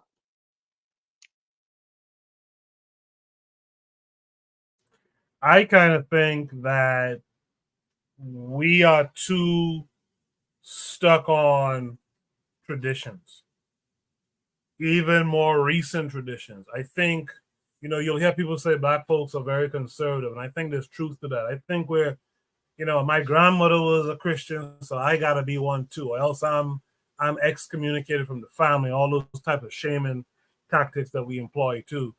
But my thing is, just as powerful as Jesus is supposed to be, I would think you could substitute Jesus with Ogun. And there's proof that Ogun helped a group of people actually achieve some form of heaven on earth, right? There's proof. As a matter of fact, those people are being attacked to this day, punished to this day for what they did, right? Speaking of those people, in the chat, Zuli said that until the self is fixed, nothing is changing. He says the work needs to be done with the self. And my thing is, what would occur within the self who is holding on to their great grandmother's religion, right? What would suddenly change within themselves? Where do they begin to fix within themselves to make that change, right? I know Zuli is here, so let's hear from Uzuli. Uzuli, how are you this week? Yo, I'm good. I'm good. One thing I'm gonna say, whether it's an Abrahamic religion, there's good part about the Abrahamic religion. A lot of these black people or people in the anyway who are following the so-called Abrahamic religion are not actually following it. They are not following the laws of the book that said you're not supposed to do this, you're not supposed to do that. You're supposed to be righteous to your brother. You're supposed to love your brother, love yourself, love your neighbor as you love yourself. We need to understand, even though the book might be contaminated, the book has some stuff that could help the community. Until black people become righteous, meaning that have some moral about themselves. It doesn't matter if it's Abrahamic religion, if it's Santa Maria, if it's Vodun, they're still gonna shit on each other. And yes, maybe they don't steal $3 million from people, but they steal money from people to make BS connections with, oh, I'm gonna speak to your mother. Let me speak. Some of these people also lie to the people using the Vodun, the Santa Maria. Let's not get it twisted. It might be a bigger grift using the Abrahamic religions, but let's not act like the African centered so-called joints are not stealing from their own people. So the work that needs to be done is that black people, and I'm just generalizing, I'm not saying all of us, have a cyst of immorality inside of them that they do not want to fix. Until you fix that, it doesn't matter if it's Abrahamic, if it's Shintoism, Buddhism, Voodooism, it doesn't matter. Y'all still gonna do the same thing. You're still gonna betray your brothers on a different scale. So I didn't see this, but this brother, is that the brother that claimed that he got robbed on live TV? Is that him? Yeah. Yes, that's him. That's him. Yes, yes. Okay, who couldn't tell this brother is crooked? The Bible says the way he dressed, none of the people in the Bible dress like that. The Bible said not to be materialistic. This brother's super materialistic. You know why that lady got? Because deep inside of her, there's an immorality. Because if your more, this man come to your house preaching this shit, you be like, nah, I'm not messing with him. Because he's a walking contradiction between the Bible. The man got a Rolls Royce. Did Jesus in the Bible have a Rolls Royce? Did he have mad horses? The reason that these people could come and grift us is because deep inside, we want to be like those people. Because ain't no way you're going to grift me when I read the book and be like, oh, the book, why you have this big chain on? Why are you wearing Gucci? Why are you wearing all of this? Why are you so materialistic? And the Bible does not say to be materialistic. So again, whether we want to say the Abrahamic religion is good or not or whatever, but there's stuff in the Bible that protects you from shit like that. Because if you read the Bible, the problem is 99% of the so-called Christian and Muslim, they don't read the book. They listen to those prosperity pastors. Have you ever been swallowed? These pastors. Greft dollar. They are all preaching stuff that are contradictory to the book. Yes, we could blame the book, but no. If you're not chasing materialism, why would this guy come to your house and you be like, yeah, I'm gonna listen to him? A guy by the name of Crefto Dollar. Why would I listen to you? Look at your name. That's not even your real name, brother. So, and again, it's a hard work. You have to evolve the self. You have to shed, and I'm talking about me and everything. I was talking to Gas the other day. You know, he said all of us got to go because we all corrupted somehow. So I understand what we're saying, that this man is a bad man is a bad man, but yo, this bad man can come to my house unless I invite him in. But Zuli, I saying that you don't have a point because you do actually have a point, and I value your statement sometimes. You know, I don't. I value some of the things that you say, even though I don't like it. Like I said, I always tell you that from back in the day. Even though I don't like the things that you say, I can't dismiss the fact that sometimes what you have to say is 100% valid. However, what if I was to tell you that you're victim blaming when you say that the woman responsible for being conned because she had something inside herself that would have caused her to want Yeah, you beat to me to it. I was allow about to say that. You beat me yeah, to it. yeah. So what if I was to tell you that? What would you say? What would you say about that? Okay, I know.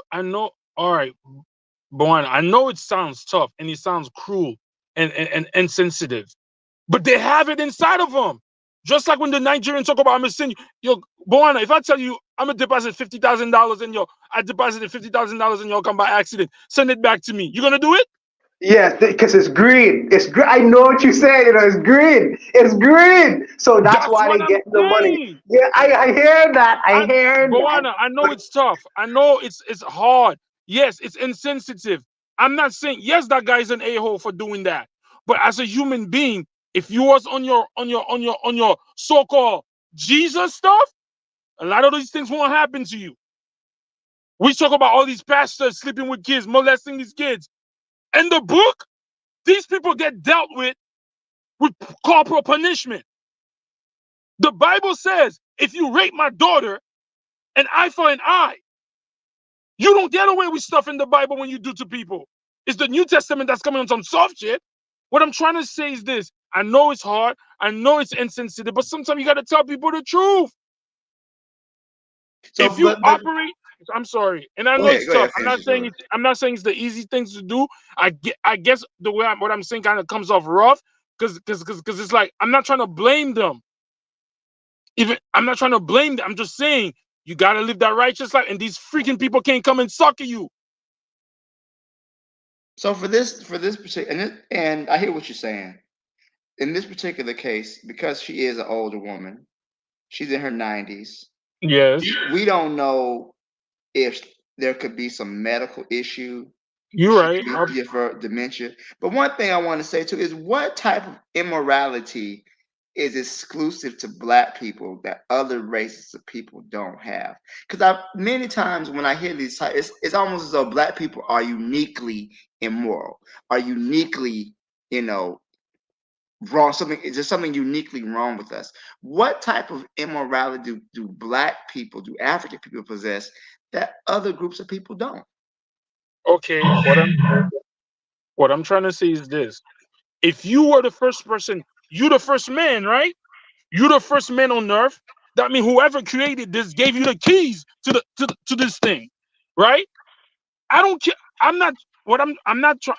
Let me make this clear. I'm not trying to say Black people are more immoral than another race. That's not what I'm saying. I'm telling them leave them with their immorality. You change. I'm not saying that. And then when you change, they can't come do shit to you. I can't come to you Black still and say I'm gonna give you 50,000 if you go sucker this lady out of her inheritance, because you know what you're gonna tell me? Are you dumb? That could be my mother. I'm not doing that. As a matter of fact, I might arrest you. I'm not saying that Black people has it. I'm not saying that's what I'm saying. I'm saying this. A lot of stuff that Black people start doing is because they are imitating these cultures. Do what you was, be who they sent you to be here. All that materialism, all that greed. Until you fix that, it doesn't matter. There's no revolution that's gonna happen that's gonna be successful. Even the Haitian Revolution, they were crooked. Erzuli, Even the Can I chime in now? oh, go ahead. let me go. Sorry, Let me go, sorry, Kofi. bro. Sorry. Let me go. I just want to make one statement. Erzuli is a purist. He's a purist, brother, and it's difficult. It's difficult when you're in a room with a purist because he see the world as white or black. Period. That's dangerous when you're dealing with people, because people usually teeter on the lines of gray. They don't live a reality that's white or black. They usually live within the middle. And I think that sometimes, if I was living in a Razuli state, Razuli you might as well go to Saudi Arabia, bro, because you extremists, you are extremists like no other. But I'll leave it Kofi. Go ahead, brother. Yeah, I don't. I'll just Hold on. I don't think that's extremist though. In fact, I agree with what Azuli is saying. The one thing I'll also say to what Azuli spoke about is the reason why you will find Africans doing a lot of the things that we see the Westerners do with their religion. You see Africans do with African spirituality, like you said, Azuli, is because they're mirroring what white folks, what these other folks are doing.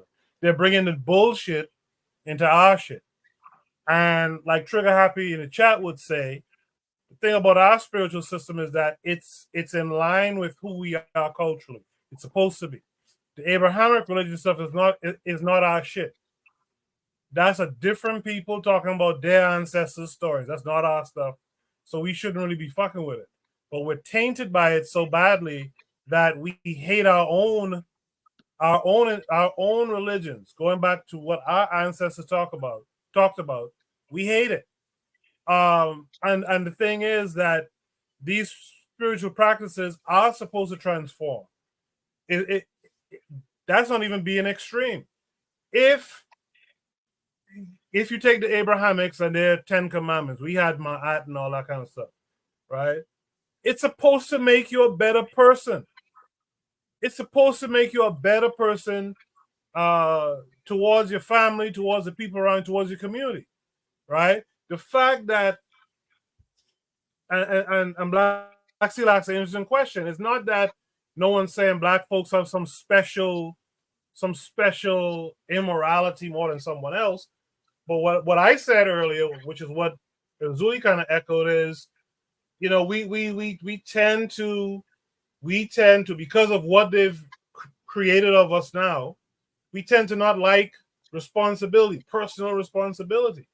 And those religions, those spiritualities are supposed to transform people because they have this religion that's based on bullshit that ignores their own tenets and all. Someone's mic is open. Because they don't even practice their own tenets. We tend to like that stuff because now we don't have to practice it either. Anyway, I'm kind of rambling. Afro Native World says, Koku, so you do say the same to Coptic Ethiopian Christians who've been Christians for centuries, but what were they before Christians? What were they before Christians? We got to get back to who we were. That's my point as far as the Abrahamics go. Let's welcome in the brother Kofi, the Black Critic this week. Kofi, how are you? Hey, how you doing, brother? Thank you. No, I agree with what you're saying. I'm pretty much going to piggyback off what you're saying. I was in the background listening, trying to see, because I came in a little bit late.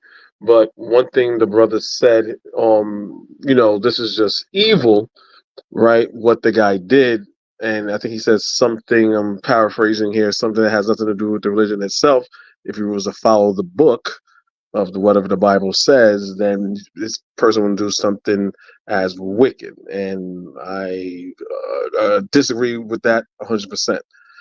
He gave an example. He says, so, well, what these ministers doing with these little kids and stuff like that, and rape and all the other stuff, in the Bible condones rape, right? So in the Bible says if a man, it has to do with a virgin woman, but just to tell you how they view women, if you were to rape a woman, right, and you took her virginity, the rapist is supposed to give the father 50 shekels and he has to marry her. This is your moralic Bible. I read the Bible, right? I was a Christian. I read the Bible in all honesty. Not being biased, I kick that Bible as hard as I can. Nobody follows the Bible to the T. You will be under the jail. You would be on death row, right? So, and this whole thing, I think he was alluding to something as far as like sin or whatever. Like, you got to understand, we bought the concept of sin. That's a concept that we bought. That's a concept that white people made when they made Christianity. Bawana was talking about Ray Hagen. Ray Hagen told me about these people called the Palenque people. So when you have all these white missionary Christians going all over telling people that, yeah, you need Jesus to save you, and they're just perfectly fine. And so there was this thing called, and that's why language is important. So they were teaching the Palenque people about Jesus and what and about the Bible and Adam and Eve. And they're like, well, you should be thankful because Jesus he died for your sins, and they're trying to translate it into their language. And it's like, sin, what is sin? No, because when you're born, you're a sinner. They're like, wait. This baby over here, is something wrong with this baby? Just because this baby's born, something's wrong with this baby? Yes. It's like, that makes no sense. I can't translate that. That doesn't make any sense. So what they did, they came back and they wrote the Palenque people in the Bible. Well, really, you know what? You're Pontius Pilate. You're descendants of Pontius Pilate. So you persecuted Jesus. And these people bought into it. They were sold something, right? They sold it to them and they say, I have the cure. So if you buy into sin and you buy into Christianity, so if the Abraham religion is, if you buy into that you're a flawed person and you're a sinner, they got you. Because guess what? I have the answer. So I do believe when it comes to this situation right here, whatever vice that man would have used, I think it would have been a religion. I think it would be any kind of promise. I think he would have promised that lady to swindle that lady. But religion is always used, especially when you have people as old as that. You have to understand, I've seen this in my life, in my wife's family. She has great aunts that live to like 90 something, almost 100 years old. These are people you have to understand. The Catholic Church started this thing called penance, where you have to pay for your way into heaven, right? The more you give to the church, it's like the more you give to God. Remember, we bought into sin and we bought into, well, the church needs money for some reason, right? So you have people on the brink, on the edge of death, and they want to be good with God. And it's always women. Why? Why is it people? When I grew up, I was like, why is there always more women in the church than there's always men? And you have to understand the psychology of it. You read the Bible from Adam to Eve all the way into the New Testament. Well, I mean, you got Mary, all the women from Adam and from Eve to Delilah to Rebecca, to all these women are deceitful. Women are responsible for the fall of man. So if I'm a woman, I'm gonna be at church every Sunday. I'm gonna do what I got to do to be right with God. You never see this when it comes to men. Men are not that devout when it comes to this, but it's always women. And I feel subliminally that women feel like, wow, I have to get more right with God than my male counterpart. And pretty much that's my 2 cents there. I'll just land my plane here. I appreciate that. Does anyone else want to add any last thoughts here? Oh, that statement when Kofi said that women, good conversation. Yeah, that statement that Kofi made in terms of women have to get right with. I never considered that. Maybe they, in terms of the original sin of Eve and what she would have done, women feel like they need to make up for. That blew my mind just now because I never really considered that. So this is the reason why church attendance is so high in terms of Black women. Maybe the psychology of it is, well, because Eve sinned, they feel like they need to make up for her original sin. That is very deep, man, Kofi. I never considered that. But I appreciate that analysis, brother. I really do. No problem. Like, I mean, there's other Bible story. Everyone knows the story of Lilith, because Lilith is supposed to be Adam's first wife, right? So real quick, the story of Lilith is that God made Adam and made Lilith together, made all, they're supposed to have dominion over everything. And Adam all of a sudden wanted Lilith to do certain things. And she's like, why? He said, well, you're my wife. She's like, yeah, but God made you and me together. You don't have higher rank more than me. So in this story, Adam was already like a sexist, right? So that's like the first divorce. So Lilith left, right? And then Adam found himself with no woman. So he went to God again and said, hey, I need me a wife and stuff like that. He's like, okay, I'll take her from you. So she'll be a part of you. So you got this saying, this is my rib. You call your wife your rib. So I'll take her apart so she's a part of you, and you will be in control of her. So when I get these conservative Christian, you're the woman, you're supposed to follow the man. So there's a saying that says, and Kevin Sanders used to say this, and a lot of black Christians say this, but they don't practice it because their wife will just slap fire out of them. It's like, I talk to God, you talk to me, you respond to me. Basically saying you're a woman, you're not worthy of being in the presence of God. I am the man. So I would talk to God on our behalf. So there's a sexism and there's a hierarchy. Anyone that reads the Bible with all honesty and still call themselves a Christian, a Hebrew, or whatever, or just, I know there's cognitive dissonance there, but when it comes, if you just know the things in there, you're a disgusting person. You're an evil, immoral person. Well, this out is of why all Dr. the things John that you Henry want them to Clark, do. this is why Dr. John Henry Clark called them male chauvinist murder cults. Pretty much. And Dr. Clark also says, if you look, he had a lot of speeches. He's like, I'm not telling you to throw away your religion, but if you can't use religion as a form of liberation, throw it away in the ash can of history. End quote. That's what Dr. Clark also said. But Dr. Clark was a proud Southern Baptist, and let me say this, I have to agree. He was not a proud. That was his upbringing. Not what he ended up being. Okay, no sweat. But I would say that there are some things in the Bible that is not immoral.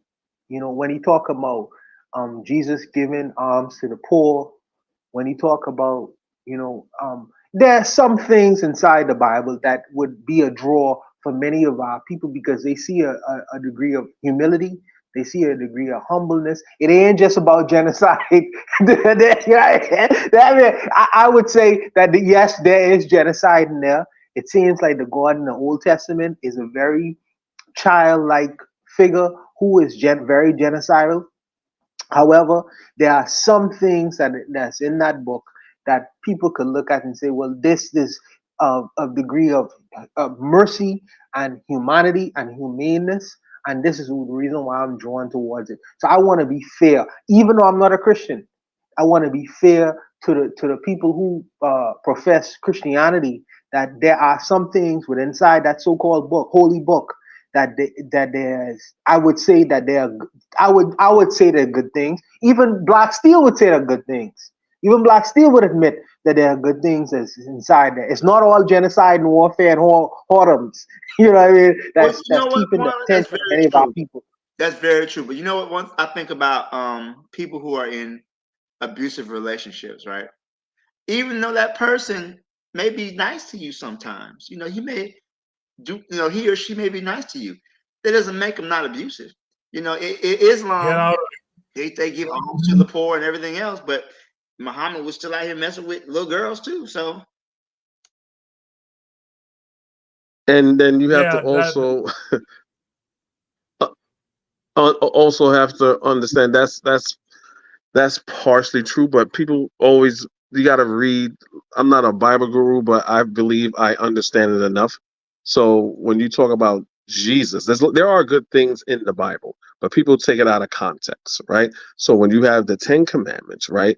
You have to put the 10 Commandments to Jesus, right? It tells you how, 10 Commandments tell you how, remember, God is already a bigot because he made the world, different groups of people, but he said, these are my chosen people. So that's already a problem, right? The 10 Commandments is for how his people are to conduct themselves. Because after the Exodus and they got out of Egypt, aka Mizraim in the Bible, they went to slaughter other people and say kill everything and whatever's left, take it.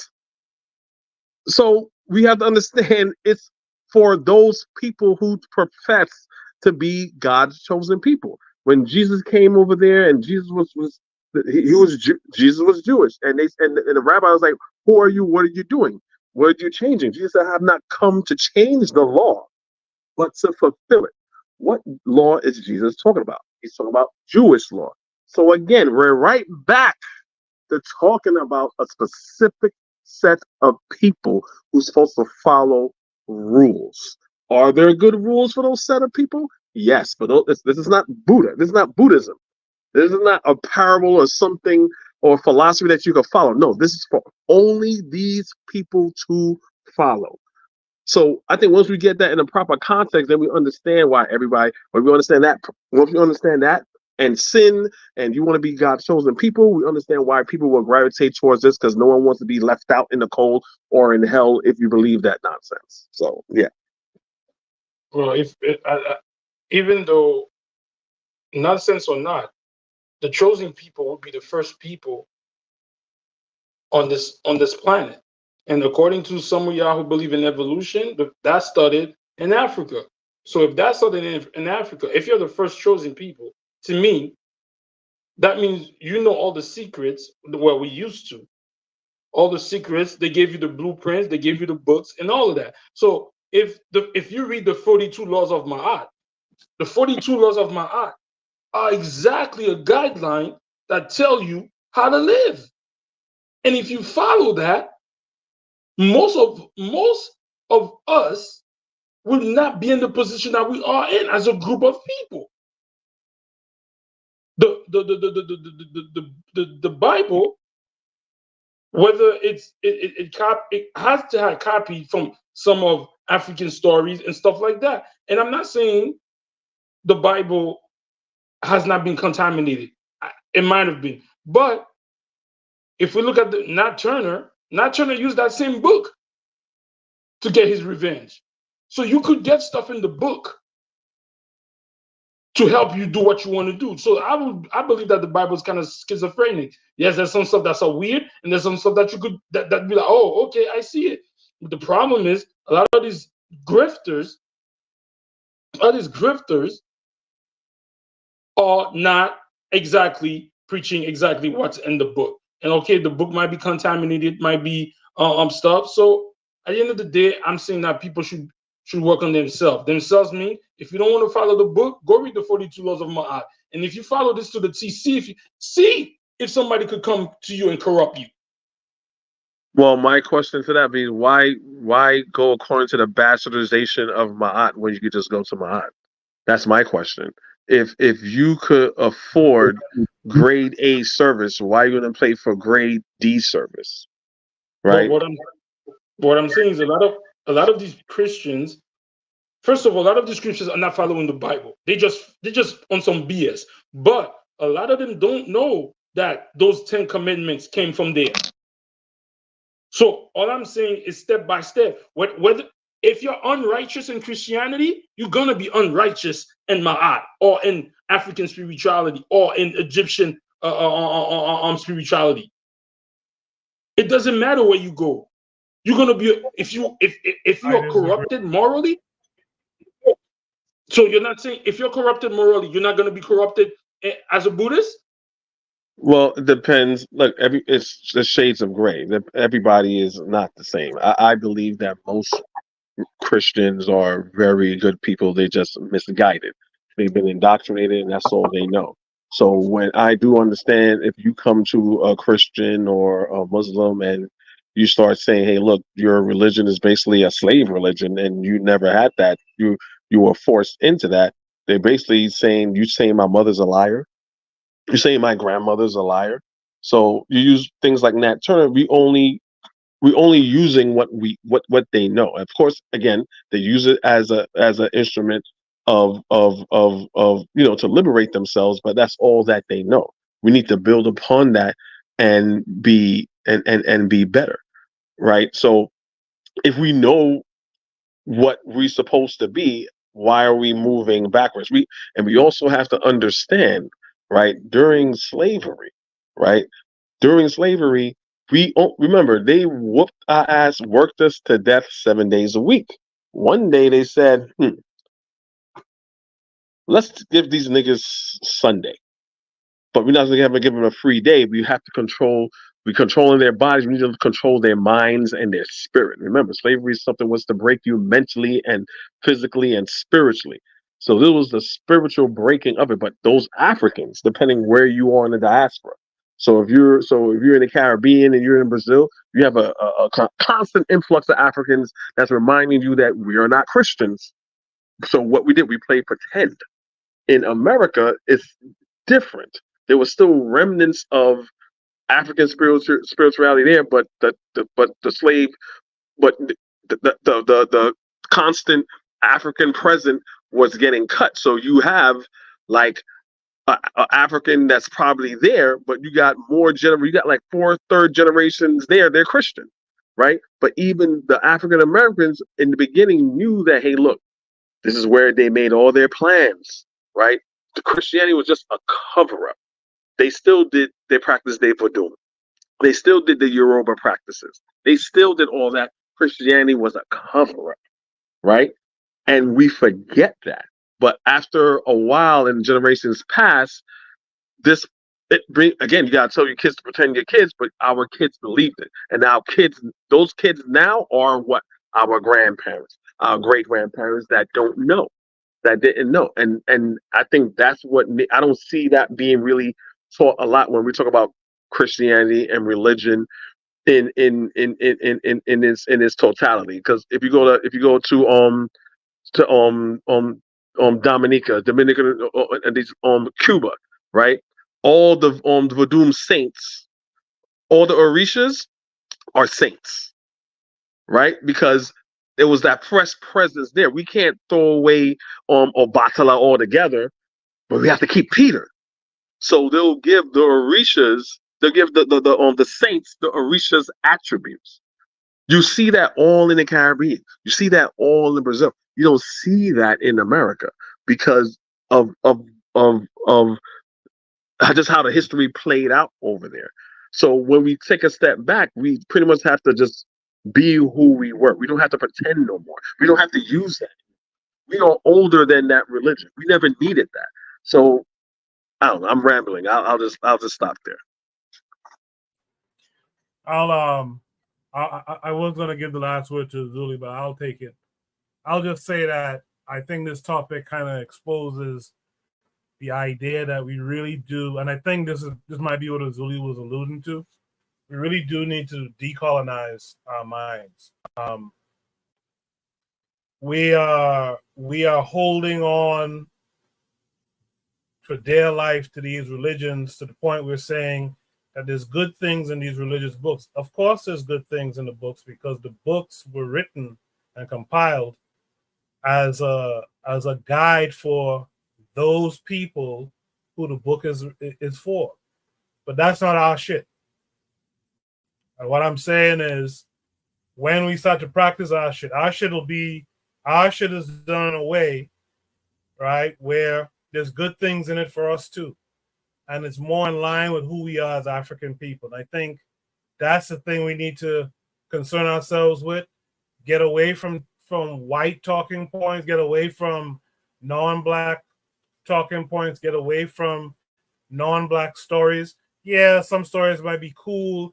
Yeah, you might be able to get some little moral something, but we have lots of stories in our own spiritual systems, in our own dialects, in our own stories in general. We have lots of stories that we could really fall upon. And if we did that, this dude, a black dude talking about Jesus, wouldn't be able to come in there to your 90-year-old grandmother or mother and take advice, right? From the moment he started talking about some foreign person, you would have got him up of the paint. And I think that's what we need to I think that's what we need to really focus on. We got to get these people's things up out of our spaces and try to get back to who we were. Forget about what good is in the Bible. There's good inside Ifa. There's good inside Santeria or whatever the spiritual system is. So I'll just leave it there. Let's go to Shooter Breeze topic number 4 for time's sake. We're going to end at 11. So let's try to get this in. Thank you, Kofi, for coming through. Thanks to Zuli. If you guys don't mind, hang around with us a little bit longer while we finish up the last topics for the night. Shooter Breeze topic number 4 says, language proposals revisited. Languages can die. It has to be understood that the presence of your enemy's languages means the dilution or erasure of your own. What are your thoughts? So this comes with a link taking us to YouTube, it seems. So we'll watch the video. It's 12 minutes. We'll watch the video and then we'll discuss it.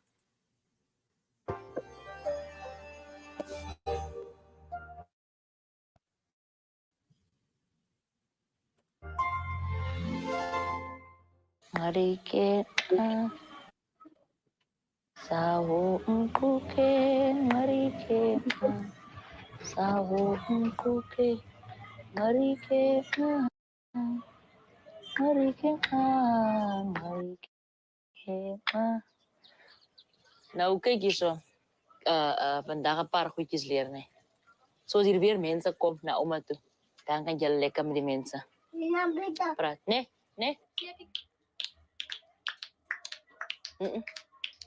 Ang itong plat.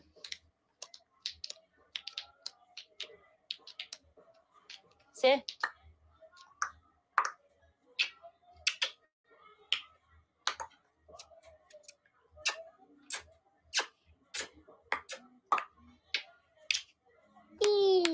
Die derde is... Je moet kijken waar ik op je kan weet hoe leuk het klank wat je zegt. Marike, saho mkuke, marike, marike, marike, kaget kawa, nat kawa, kaget kwijeka. Ik identificeer mezelf als een bushman, trotse een. Als ik niet weet wie je is, dat betekent je niks. So ek is baie trots op wie ek is. Dit beteken alles van my baie. Maar kan ons 'n bietjie rond kyk hier. En so. Kyk, dis ook prentjies en goed wie binne kan maak en kyk.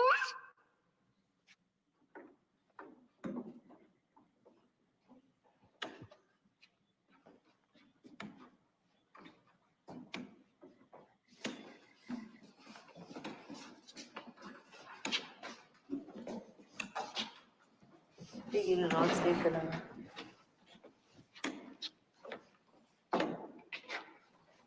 Oor oude mense geteken.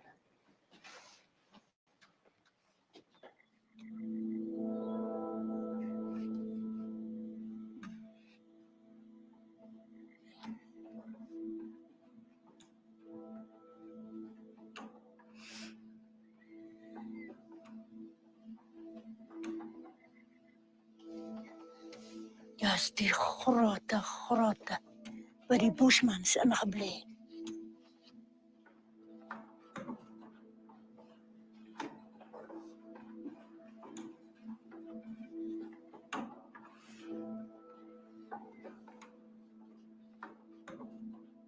Van die tyd in wat Ooskennis is, toe begin het sê my ma, julle sal nie moet hierdie taal so praat, die van. Julle sal doodgemaak word.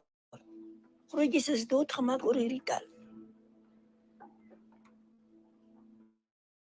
Kinjaka, sake, sake, ingenai, kinsao, sasi, ako kaya speech ko nga, kinsiya.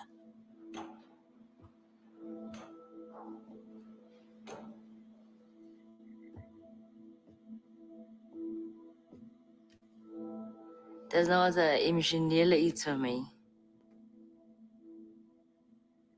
Die prentjies wat jy hier sien is definitief 'n boodskap wat hulle uitstuur om te sê en wat het gebeur en wanneer is hulle op pad en ja, so selfs met die woordeboek. In die woordeboek gaan ons vir die mense baie dinge leer. Ons gaan 'n boodskap los daar in die woordeboek.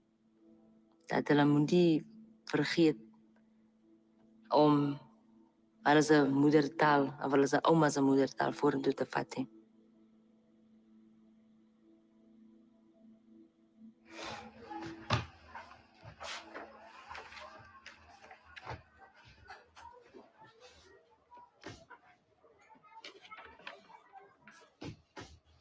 So sabi kaya nga kami ko.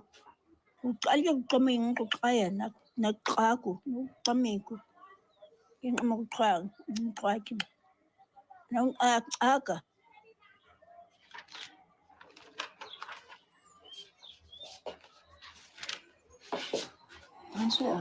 So. Zal ik nou daar weer een val? Nee, ik is nog een jong kind.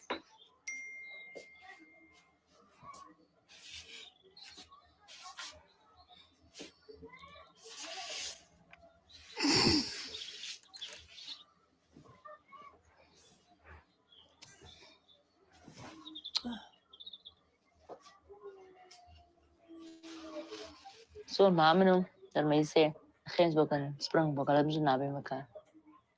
Luister, je me nou mooi verstaan. Mooi luisteren, mooi verstaan. Die Springbok is bij. En die Gensbok, alles na aan elkaar. Die Gensbok is bij. Dat is moeilijk. Want meeste van die woorden moeten we nog maken. Dat hebben we al reeds gedaan, dus die dieren en die goeder is nog al right. Maar die nieuwe woorden wat we nou ingezet hebben, dat ze moet zelf maken. Dus ons nog meer daaraan moet werken. Dat is goed dat ik kan ik praten, maar ik kan niet. Ik kan niet die goeders wat die mensen nou hier maken, praten niet. Want dat was in mijn tijd niet. Of zie je nog een woord? Nee, ik zoek dat dan. Die hoe ze nou? Kowa. Zo, Kowa. Zijn naam is? Kowasi.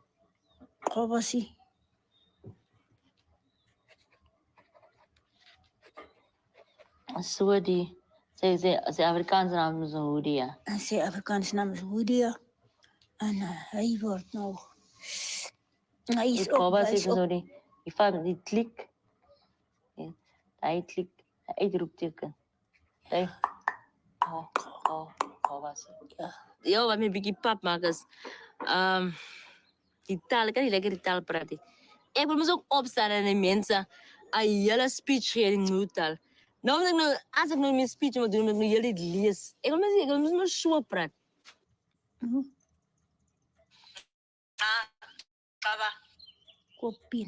Kopien. As baie hartseerlik. Om te weet hierdie mense praat so duidelik, maar hulle is oorlede.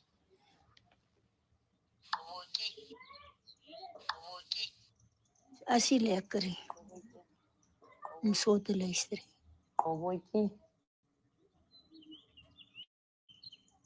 Daar is baie druk op ons, want oma is nog heel enigste mense nog die taal kan praten. Ons het nog nie baie materiaal, resources en goede. Ons is nog nie gereed om die taal vorentoe te vat. As oma nou moet sterwe nie. Oma lewe nog, ons doen die werk, maar het voel vir my ons is nog nie genoeg nie. En die hulp wat ons kry, is ook maar baie min.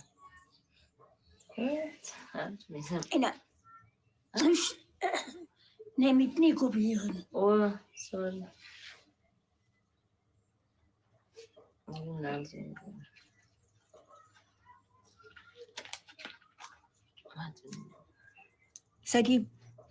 Sê ek is ek het 'n plat nie sien pad nie. Sy weet ek sê ouma. Ek en ouma, ons het die extra band. En die band het begin is toe by die taal, toe ek en ouma met die taal begin weer. En my man word ook jaloers op my band. Hy sê, "Ja, jy dink meer van ouma as wat jy van my dink." Want ek het hom gesê, "Meneer, as jy by ouma kom, jy kom, jy gaan tweede kom." Ons was maar hier by ouma groot geworden. Ons het gesien, ouma uit ouma se pad het om die lewe vir ons gemakkelijk te maken. Als ik iets wil doen, zal ik eerst zijn voor oma vra. Alles te groot wat ik hier is. Als ik misschien samen met oma doe, ik hoor oma doen, doe ik ook dan mijn hart vallen. Want ik kan niet van mijn leven een ding zonder oma niet. Droog maak. Dat is waarom. Ik het gewenst dat met iets zo gebeurt. Dat je kan dat doen.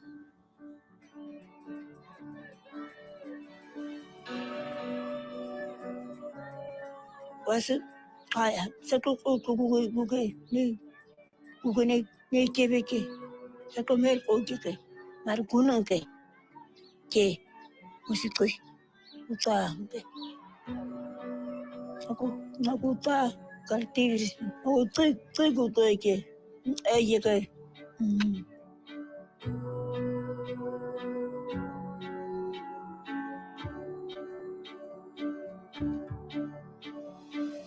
Ons begin met die klik, so jy tongen losraak, jy tongen.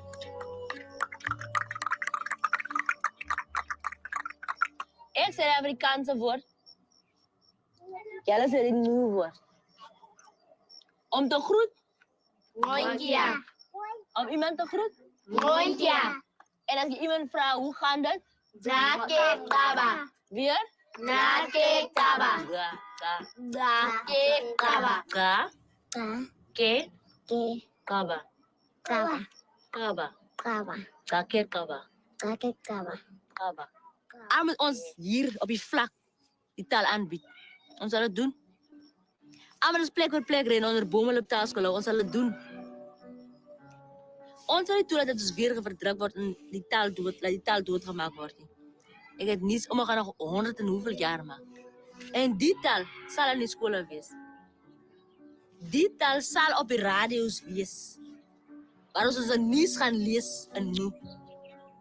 Ons taal zal gehoord worden. Niks van ons kermen te doen. Groet nou voor mij.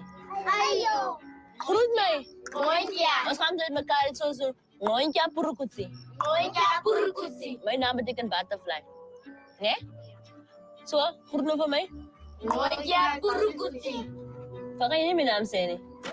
Mijn naam is zo lekker. Moontjie purukutsi. Moontjie purukutsi. Ayo. Ayo. Dank u. Ja, ayo. Ayo. Dank u.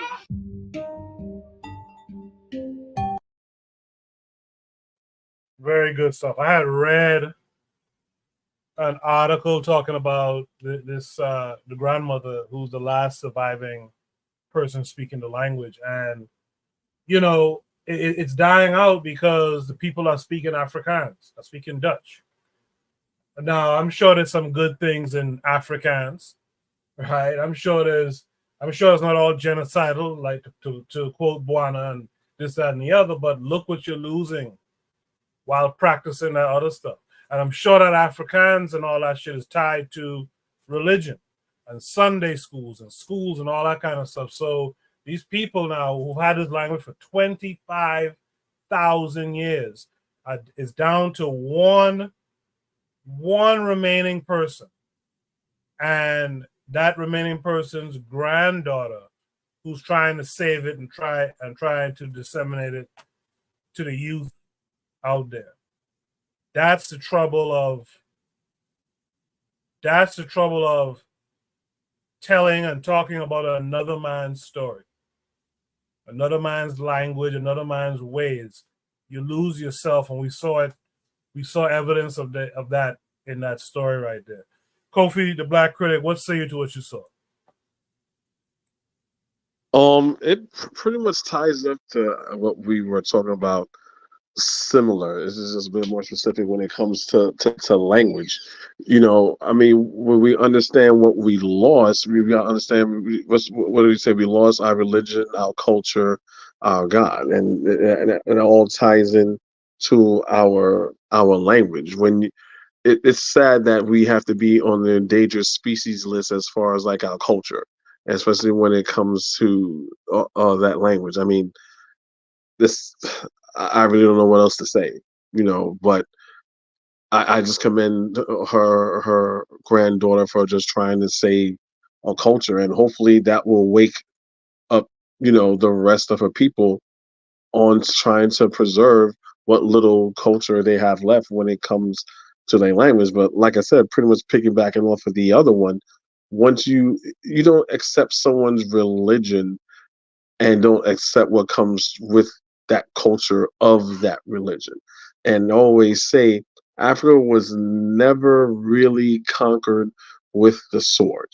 It never really was. We had brilliant generals, but when these other foreigners came, and we didn't know who they were, they, like what Dr. Henry Clark said, we out Pope the Pope, we out Muhammad. They came in as friends. Like, hey, we just curious. We just want to do trade. We just want to do business. We just want to do this. We just want to do that. And they infiltrate from within. They never came guns blazing, chopping heads up. That never happened. It was always a soft takeover. It was always a soft takeover. And we forget that we are who we're Christian, we're Muslims only because of the influence was now forced upon us. So that's pretty much all I have to say when it comes to this. So I just hope that she's able to retain that language. Absolutely. Thank you for that, Kofi. Zuli, what say you to this?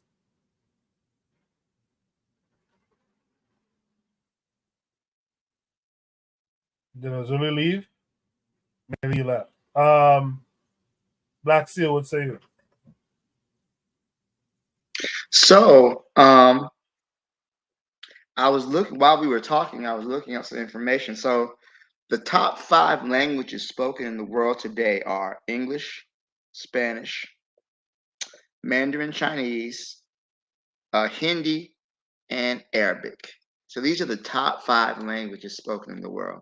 So at this time, there's literally hundreds of languages that are endangered, and even some languages that are extinct.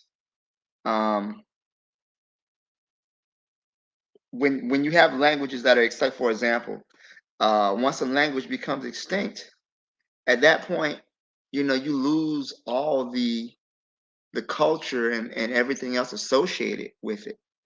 I think what this woman is doing is she's literally trying to save her culture, one word at a time, and she feels time is running out because she doesn't know how much longer her grandmother has on this earth. I think what she's doing is important. It's an epic thing she's doing. Hell, they should make a movie about it. I'd watch it. But I think it's the fate that many languages face in our world as technology spreads more and more. People are going to conduct the language of business. But I think in this story, I think there's something that's important is that she saw her grandmother's language. She saw her grandmother's culture as something that was valuable and something that was worth preserving and saving. And I think that's something that sometimes we miss as African people is that our um, our stuff is not valued. You know, I hear kids sometimes, that we have a Nigerian girl in my class, and they make fun of her. You know, and they say, hey, I say this. What did I say? And they crack jokes on her, but they don't realize the value. And they're just being kids, being immature, but they don't understand the value of the language and the value of the culture and why it needs to be preserved in the first place. So reclaiming language is such an important thing. Look at, and I don't want to use the fake Jews, but Hebrew was a dead language. It didn't have any native speakers, but yet they were able to they took some loan words from Arabic and attempted to revive it. And that's what this woman is doing right now. She's trying to save what was lost before it is lost. And this is something that is just looking at her story, like, so it's tragic in a way, but this is something that happens to a lot of languages, not in Africa. A lot of languages spoken by Native Americans were lost throughout history because everybody who spoke it was killed or died, you know. And I know many times if you spoke a language, they would cut your tongue out, or they prohibit you speaking the writing things down. It is true. It's a trigger habit. It is cultural genocide, and that's what we're seeing now. So I don't know.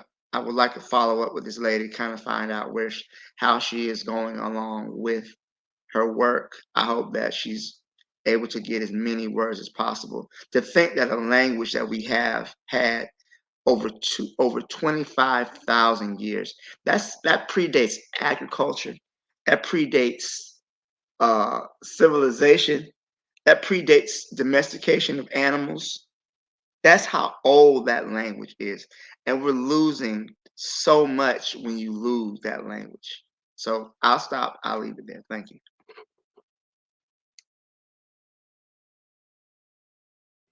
Appreciate that, Black. See, it looks like Azuli came back up. Azuli, did you see that video? What are your thoughts? Well, my thoughts is this. The reason that we're losing the language is because there's no moral code. Everybody is not learning the language because it's not attached to materialism. It's not attached to money. Because like you said, now speaking African, you could get a job, you could get a job. How is this a woman is the only person left, quote unquote? So this lady right here understand the value of her ancestors is not attached to monetary gains. But most of the people, the reason why they don't want to learn the language, one of the aspects is that it's not attached to money. You can't go in there and be interviewed in that language.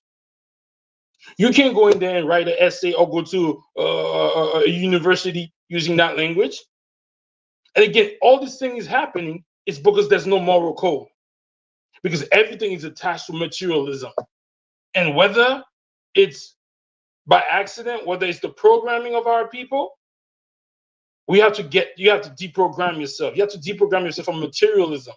Because I was having a conversation with a brother, President Jean-Bertrand Aristide, the president of Haiti at the time, switched everything to Haitian. I was talking when they kicked him out, they put everything back into French. I was speaking to this brother. This brother said they should not be teaching this type of language because economically you can't use it on the international market. We should learn the European thing. And I'm not throwing shot, but why not said that 2 weeks ago? But why not said the thing, oh, we should keep to this, and that, and the third. So how come now we feel bad because this language is dying?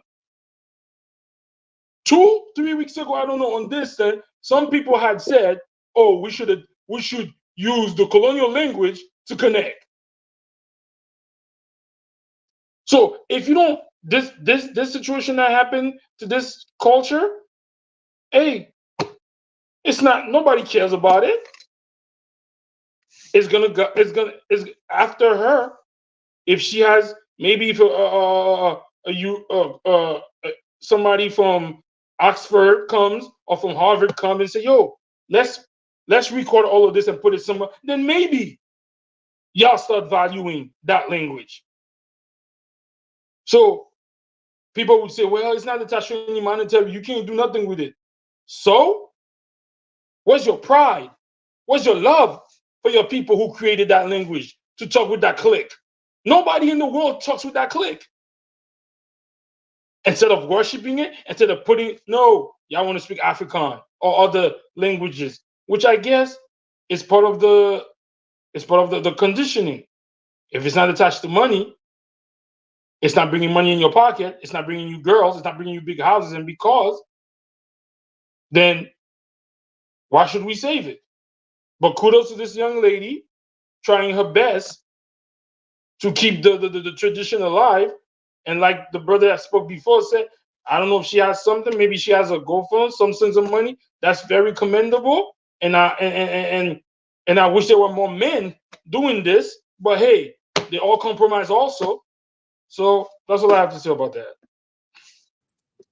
Yeah, when I watched it, I was remembering what Buana said about that language thing. Talk to them in French and blah blah blah. And I too was wondering, where's the man here? And this is what pisses me off. Where's the man here?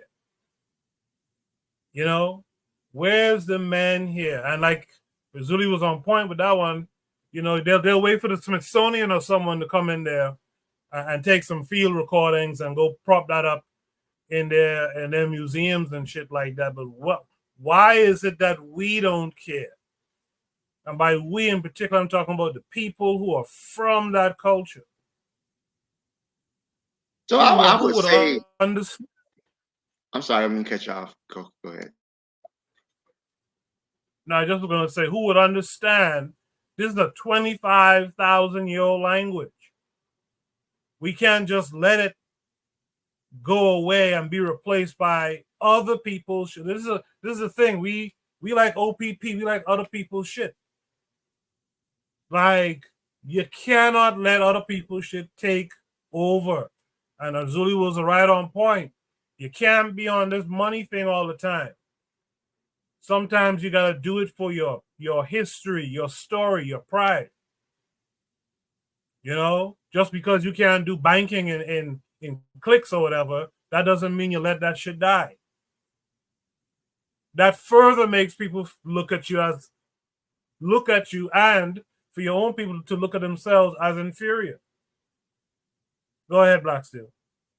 No, I was gonna say that what probably happened is that a lot of the men from that group probably had to leave to find work. So especially South Africa during apartheid, they would divide the family. They would send the men away to work and leave the women at home.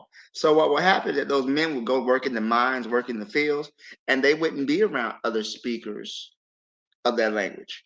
So over time, what happens is that if you don't speak the language, you lose it. You don't retain it. So it says that right now there's about 7,000 languages spoken on Earth right now. So most of these languages are in danger of extinction.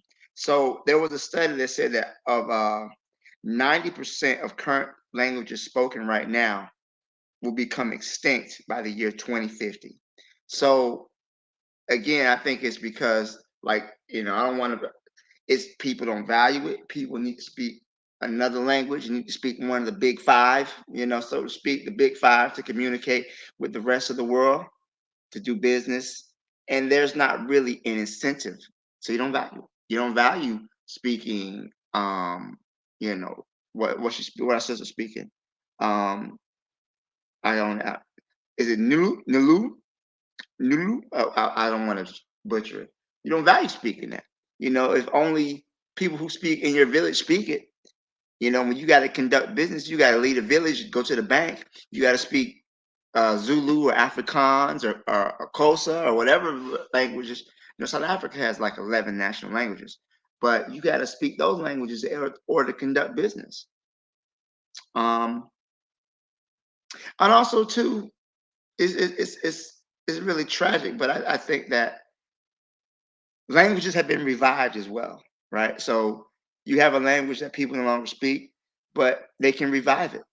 So I don't think that I don't want to be a doomer, there's no hope, because there is hope that languages can be revived with time. And I think she's doing the work now so that way this language can continue.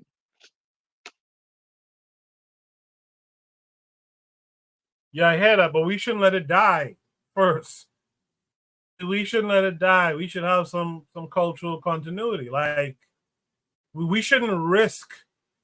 Hopefully, someone in the future opens a time capsule and we revive this language. That's a shame. Now, your points are sound. I get it. When you leave the village, but we gotta understand that's by design too. It's by design that if you want to do international banking, you gotta do it in one a day. One of the colonizers' languages.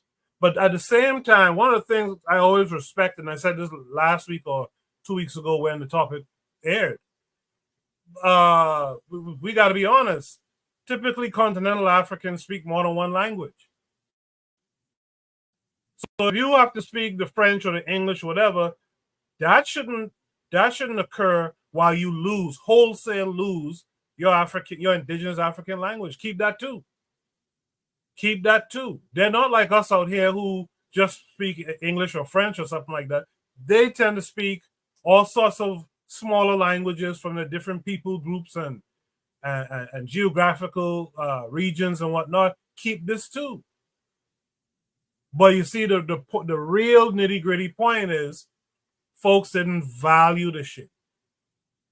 Not only that, they were forced in many instances, because the lady talked about having to fight, they were forced to give up that original tongue. But some people, like the old lady here, like the grandma here, resisted. Where's the resistance? You just gonna lay down? You just gonna roll over and take it? Come on, man. So here's what I was intrigued about this. So I looked something information up. It said this language prospered through the 19th century, but it says the language was mainly displaced by Afrikaans and Nama, especially after speakers started navigating to the towns in 1930 and found themselves surrounded by speaking people. In 1973, the language was declared extinct, and the remaining Komani people were evicted from the Kalahari Gemsbok National Park. So this is actually a government policy that helped in this, because they declared the South African government declared their language extinct and evicted the people who spoke it from their home, and then scattered them across the nation. So it's not, I hear what you're saying, Koku, but I'm also saying there's also a role of government policy to deliberately destroy these people's language and culture too. No, I get it. That's a part of the colonial project. But you said 1973, right? Yeah, 1973, the language was declared extinct. That's 50 years ago. You mean to tell me y'all waited for this young lady here to talk to her grandmother? Like y'all didn't remember y'all had a whole language? Even I, from the Caribbean, knew about the Clicks language. I don't know the name of it. But even I knew about it. Like, you mean to tell me y'all forgot and just didn't care? Y'all didn't sneak and still practice your language? I mean, it's just like, what's your value system? But without further ado, I know Buana's probably chomping at the bit. Buana, what say you? You heard everything everyone else had to say. What Absolutely. Here's what I'm gonna do. It's one of my projects to turn. I've listened to Razuli statements, and it's one of my personal projects to turn Razuli into Jean-Jacques Dessalines 2024. But that's neither here nor there. I stand by my original statement of learning colonial languages. And I stand by that because you have to contextualize what I am saying. First of all, I would never, ever dismiss the fact that you should get rid of traditional languages, in particular on the continent. I would never dismiss that. But when I say in terms of learning colonial languages, I am speaking specifically in the context of the millions and millions of Africans who was brought to the Western Hemisphere. Somebody need to cut their mic because I hear an echo. We have lost those. Somebody cut their mic, please. We have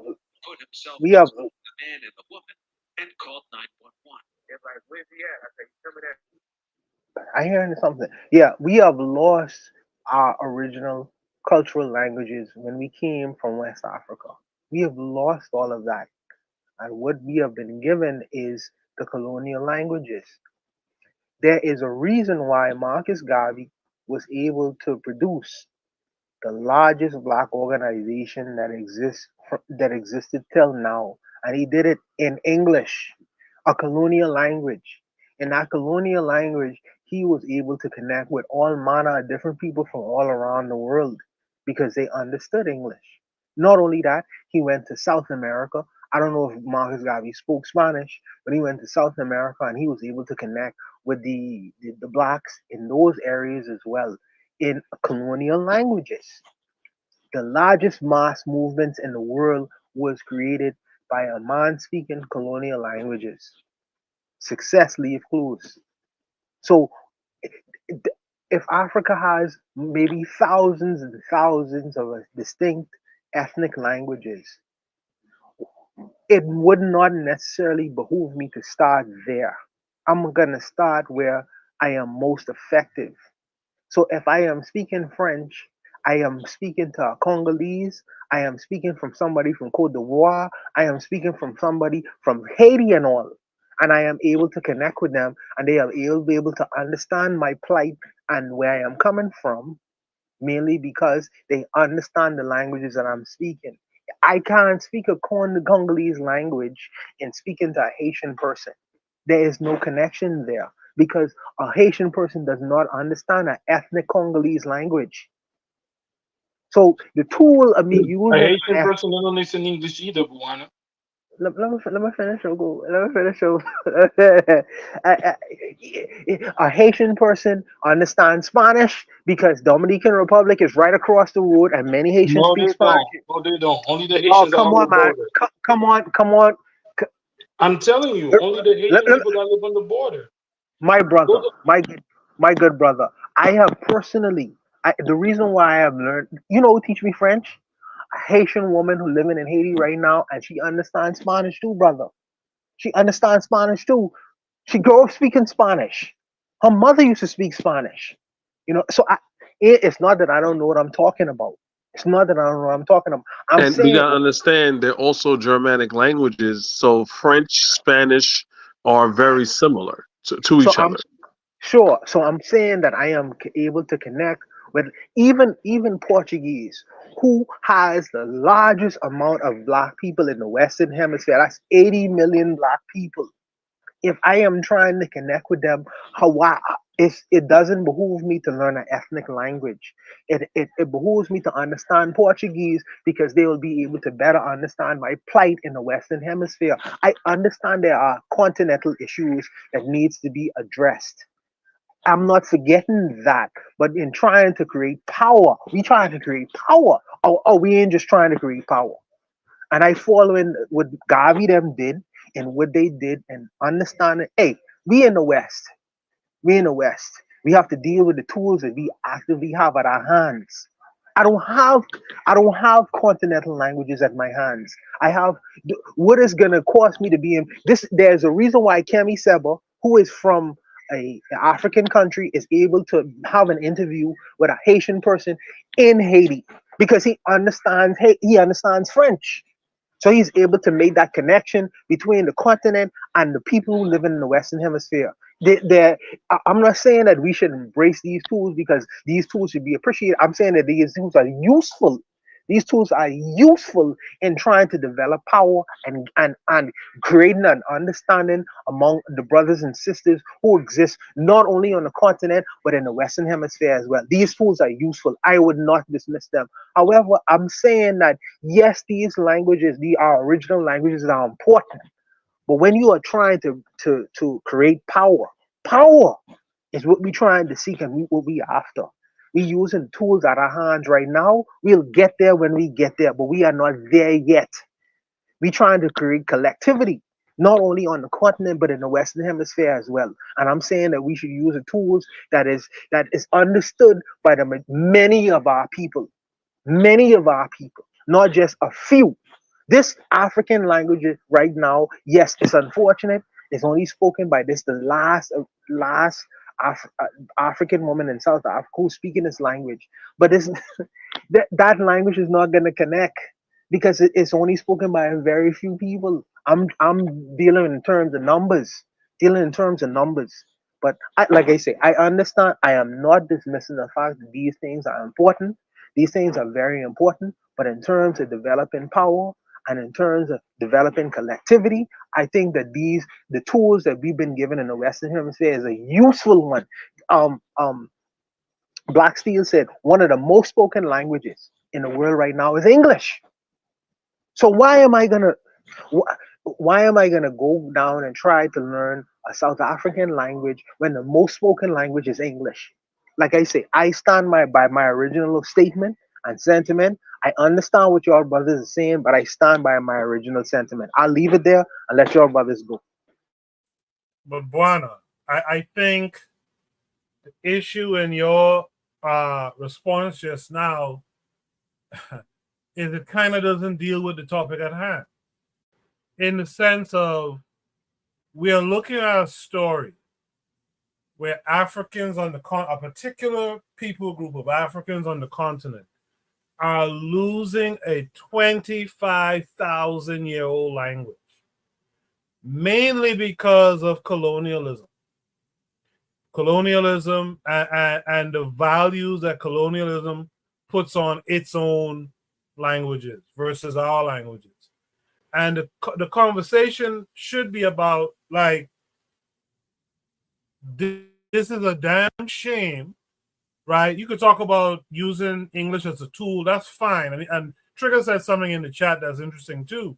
If you're going to use English or French or what have you, use it to organize yourself on the continent to be able to now teach or reteach continental Africans their indigenous languages. Okay, the colonial project happened. You guys speak English, but this language in particular right here, we shouldn't lose this language.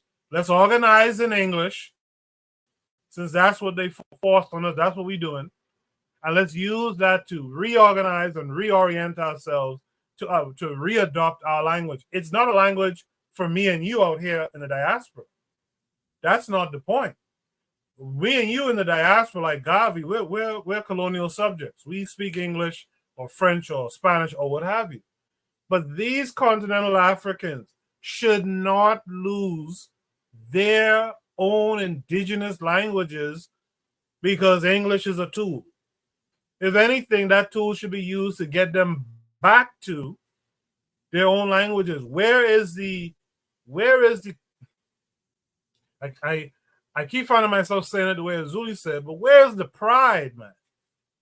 Where is the pride in saying, yo, I'm Khoisan, and this was my ancestors' language. I understand it was interrupted by the Dutch and the English and the this and the that and the other.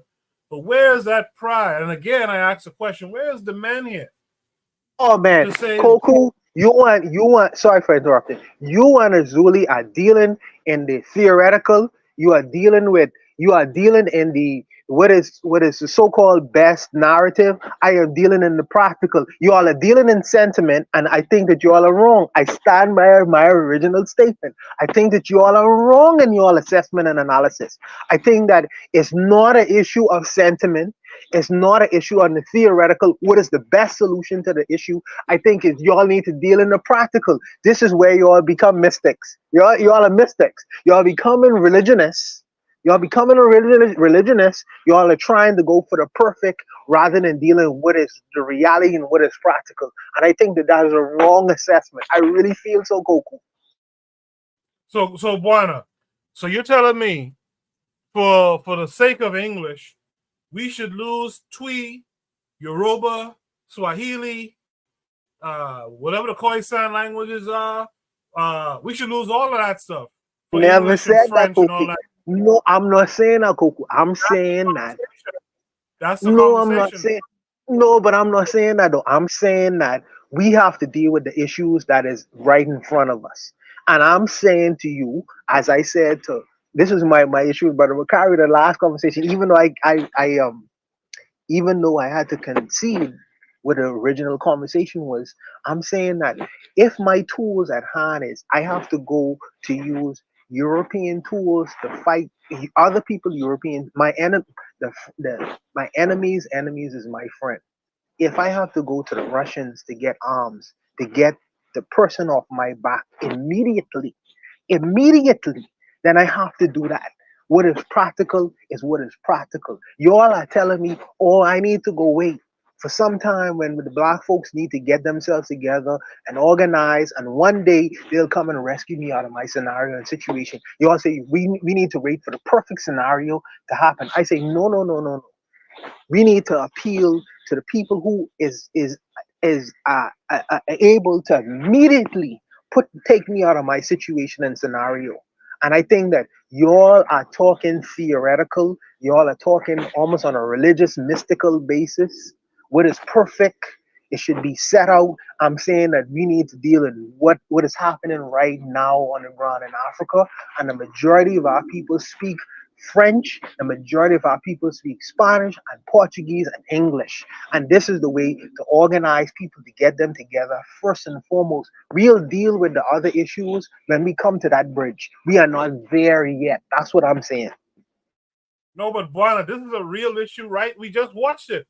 This is a real issue. This is the last woman who speaks that language. And when I was small, I remember seeing videos and stuff of people speaking with those clicks and what, like as we said, who else speaks like that? So this is a real issue right in front. This is not hypothetical. This woman drops down dead today, and that young woman doesn't have her notes and whatnot, or doesn't have a complete set of notes. That language is gone. What I'm saying is, we cannot, if we're trying to get back to into our African mind, we cannot sit back and let these things die. We have the English, the Spanish, the Portuguese, and this, that, and the other. Okay, we have it already. We have it. We know how we got it. Fine. We'll use that as necessary. When we go in the bank, we'll speak English or we'll speak French. But what's going on locally with those people? That's like losing Bahamian dialect to a British accent. Why? Why would we do that? Why would we sit down and allow ourselves to lose that thing that makes us unique, that makes us something? You know, it's weird. Hold on a second. Hold on a second. Hold that thought. Let's welcome in our boy, Anthony McPhail. Haven't seen him here in a while. Anthony, how you doing? Hey, how you doing, man? Hey, no, I'm cool, y'all. Hey, how you doing, man? How you doing, Coco? How's everybody doing, man? Peace to everybody. Yes, sir. Yeah, I'm outside, man. I'm with some friends, man. I'm celebrating. You know, one of my homeboys' son to go out to the military. You know that. But yeah, he going Monday, so we just out kicking and celebrating. But yeah, what's going on, man? All right, we miss you, Anthony. We miss you, bro. We miss you. I miss y'all too, man. I miss y'all too. I mean, I kind of, man, this weather crazy, man. It's been like, it's hot, it's cold, it's warm, and I've been getting the flu. I done had the COVID. It's just tripping, man. COVID's fake, Anthony. COVID's fake.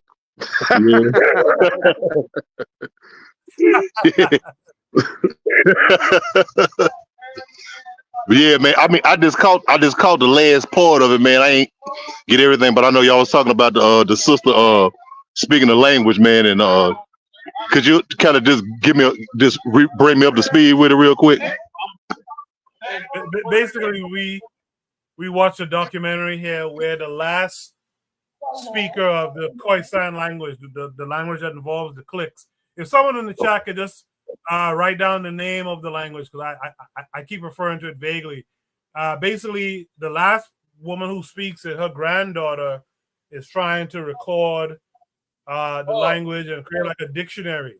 And we're having the conversation of, you know, I know they call it a click language, though. What? I think they call it. I know they refer to it as a click language, the click language. Right. So we're debating. You know, we have English and Spanish and Portuguese and all these colonial languages. Should we just allow this language to die, this African language to die, just because business and other matters on an international stage is done in one of these colonial languages? That's basically the conversation we're having. Absolutely not. Talk about it. Absolutely, I no, we shouldn't allow it to die. It's just like, I mean, it's just like here, you know, in America and even in the Caribbean, we shouldn't allow languages like you know, like our Creole languages to die. You know, like in Jamaica where they have the language, they had the Cromansi language, you know, and in Suriname, South America. You know, they had these languages that was formed during enslavement. You know what I'm saying? It was like the Cromansi language was a mixture of, you know, African words, African Bantu words, and, you know, and some English, Spanish, and French. You know, it was a language that our ancestors spoke to communicate with each other. I think, hey, me and if you remember the show, Mr. Buana, you remember that show that me and you and Kobe did? Oh, yeah. That show we did? Yes. Hey, Yes, that show that we did, when I was telling you about in Louisiana, where I'm from, in South Louisiana, you know, back during our enslavement, the Africans had a language that was called a language that they spoke among themselves. You know, like Louisiana was colonized by the French, and so everybody, you know, French was the main language. But the Africans had a language that was a mixture. It had some elements of French and English and Portuguese, all of that, but it also had these African elements in this language in Louisiana that is still spoken by some people in Louisiana now. No, it's not as many as much as it used to be spoken, but see, it was a language that the Africans used to speak to each other. You know, it was what they hid from the slave masters. And this language was called Kuraviti. We call it gumbo French, but it was a language that only they understood. The slave master didn't understand it. So I'm saying, you know, absolutely, man. The Khoisan people, these people know that language shouldn't disappear. No, it shouldn't disappear. As a matter of fact, it should be taught in schools.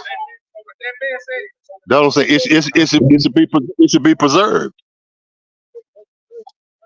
No, that's what I feel. It should be preserved. All of the Creole dialects in the Bahamas and in Jamaica and Barbados, all over the Caribbean and the Central and South America, all of those should be preserved. No, that's the way I feel about it, Brother Coco.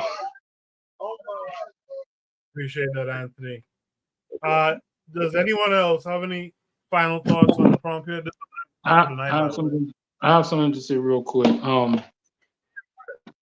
I just found out in the recent past, maybe 7 years, that a lot of people, the older generation of Trinidadians, used to speak Creole just like us. But you know what happened to it? The language died. So there goes a language that could have connected us, but due to colonial and shame, they stopped speaking Creole, I put that on quotation, to their children.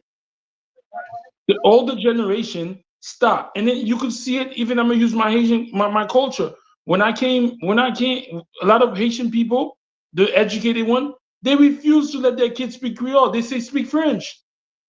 And another thing, Bowana, that you don't know, the majority of Haitian people don't know how to speak French or Spanish. If you go to school, you get taught in French. But the majority of Haitian people in Haiti speak Haitian. So it's not far-fetched to lose a language. Creole used to be spoken in Trinidad and probably in other spots in the Caribbean. But due to the colonialism and shame and not attaching that language to monetary gains, people stopped speaking it. Yeah. So the Hey, Coco. Hey, Coco. Yeah. I just want to say one thing before I knock off. And this is all like to Brother Azuli. Now, you know, in Louisiana, where I'm from, like I said, we was colonized by the French. Okay, this is another thing. At one period after the revolution, in the early years after the revolution, 1791, a lot of Haitian people came to Louisiana. No, well, you know, the slave masters, they enslaved Africans, but it was thousands of them came to Louisiana and they settled in New Orleans and the areas around. A lot of black people, a lot of African people. You see, in Louisiana, in South Louisiana especially, we speak, our language is French Creole, and they call it Creole just like that. Creole, like it's spelled in Haiti. is spoken across South Louisiana. You go in South Louisiana, Buana can tell you. If you on the walls of the buildings, stuff is written in French. You know what I'm saying? It's Louisiana. They call it Louisiana French. You know what I'm saying? And it's a Creoleized French. It's a little bit different than mainstream French that you was speaking in France. But it's a Louisiana French, and it has a heavy African influence, and it has a heavy Haitian influence. I just want to say that right there. But in a way, yes, brother. And then what somebody already said it, but it's just like the locks, the style of your hair, like the way you look, the type of food you eat, the way once you stop practicing that, you committing suicide. If you used to do what is it, a skin scarification, and you stop and you didn't pass it on, you committing suicide, bro. It's just like a language.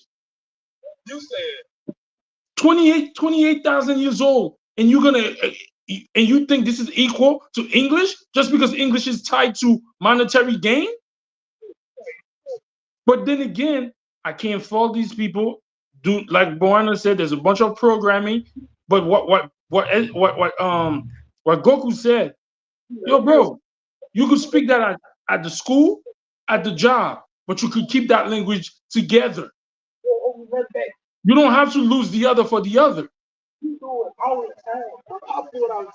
Okay, that's what I'm saying. Is there any other last thoughts on this problem?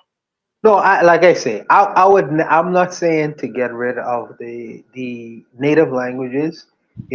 I was watching this documentary the other day. This guy was in South Florida and he was visiting the Botanicas.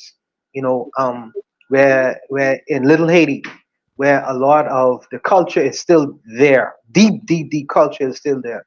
Where you see the traditional languages and all these other things are still practiced in these areas. I would never advocate for that. I am saying that I am trying to create power, and in creating power, you have to appeal to as much people as possible in a language that they understand. I'm not saying to dismiss the cultural languages, native languages. I'm saying to get the masses involved, to get them to understand, at least understand even on a elementary level. And if I don't speak these distinct languages, these unique languages, I have to speak the languages the brothers and sisters understand the most. And unfortunately, I was trying to learn Creole. As a matter of fact, even Pims will offer a course in Creole, by the way. But I was trying to learn Creole. But I'm saying that I'm trying to appeal to the most people as possible, to the most Black folks as possible. And I'm not going to be able to do that within their distinctive continental languages. That's not going to be feasible. So I have to work with what I have in my hands at the time. And I'm trying to be practical with this rather than what I define in what you're all trying to do and being theoretical or the so-called perfect narrative in terms of knowing what these distinctive languages are and speaking to them in their distinctive languages. I think that that's not necessarily practical. Like I say, I stand to my original statement and we just disagree. We reach a point of disagreement, and that's okay. That's okay. In the chat, TriggerHappy262+ says, I think everyone doesn't dismiss that, Buana. We just prioritize the process of getting to our own languages first, even as it is used for organizing. It's more about the eventuality. So I'll let that be the last word there. I want to thank everyone who participated tonight. Is Anthony trying to say something? Yeah, Coco. Hey, David, come up for a minute. I just want to introduce a friend of mine real quick. I'm on podcast right here for a minute. Can y'all see him? Yes, sir. Peace. Right. You. How y'all doing? Okay, this is a friend of mine. I want you to know this is one of Dr. Khaled's sons. Dr. Khaled Abdul Muhammad, this is one of his sons. Oh, respect to Khaled Muhammad. Respect him. Yes, respect him. Respect to that brethren. Much love, man. Much love. No, I'm good friends with him. We've been friends. He introduced me to his father back in '91. And this is one of his sons, his middle son. What's good talking with y'all? Nice. Yes, respect to you, brother. Respect to your pops as well. You know, he did a great work. Just like him. He did a Appreciate great work. that, man. Yes. Appreciate it. Y'all have a beautiful night. All right, man. You Peace, too. man. I just want to introduce y'all, man. All right. Thank you very much. Thank you. We'll be back next week. Hopefully, everyone comes back next week. Hopefully, some ladies come through. I don't know what's going on. Black women. Before we go, though, let's get some shout outs going. You want to shout anything out positive this week? Yeah, man. Shout out to the president of Burkina Faso. He even told the Russians they got to pack their bags. Yeah, I saw that too. Shout out to him. Azuli? Yo, shout out to evolving and keeping. I don't know what's up with Azuli. Can you hear me? All right, go ahead. Yeah, go ahead now. Yeah.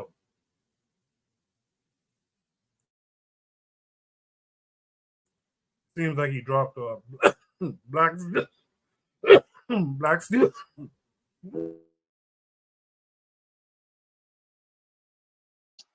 Only shout out I have. Just want to shout out everybody on the podcast this week. A shout out to Oni for his birthday. You know, gone but not forgotten. You know, hopefully we'll see him next week. Shout out to Oni. Appreciate that, Black Steel. What would you like to shout out this week? Oh, shout out to big up to my brother Oni for celebrating his Earth Day. You know, I hope you're having a wonderful time wherever you are in this world. You know, shout out to my brothers in Haiti. Y'all brothers, keep your head up. Keep your head up. Keep banging. Keep doing what y'all need to do to get that liberation and freedom. You know, because we about that life always and forever. And shout out to all the brothers and sisters on the panel who gave their contributions tonight. You know, it was very valuable. Shout out to Khalid Muhammad and his son for doing great work in this universe. You know, Dr. Khalid Muhammad was a great man in his time.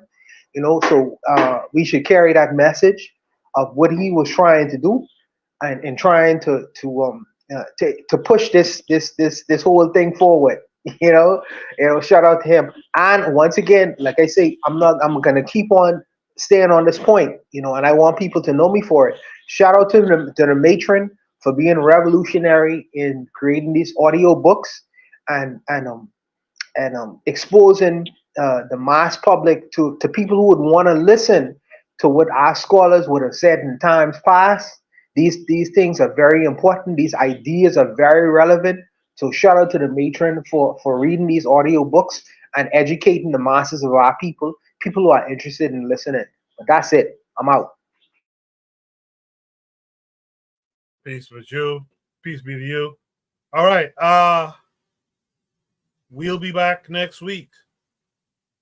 In the meantime, you guys join the Discord, post up your topics. To Jose and the brother Achieve Mindset. When you post a video, you gotta post a prompt.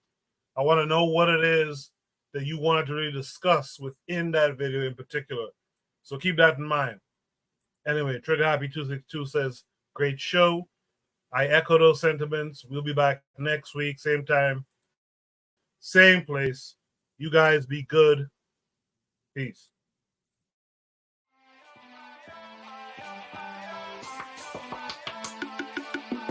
Thanks for listening to the Bitter Medicine Podcast with your host, Koku. If you like what you just heard, we hope you pass along our web address, bittermedicineblogs.com, to your friends and colleagues, and share our show to all your social media. Be sure to check out our archive section on our website for previous podcasts. This has been a KWAZ radio production. Join us next time for another session of the Bitter Medicine Podcast. Follow us on Facebook at Bitter Medicine Show, Twitter, Bitter Meds, Tumblr, Bitter Meds, Instagram, Bitter Medicine.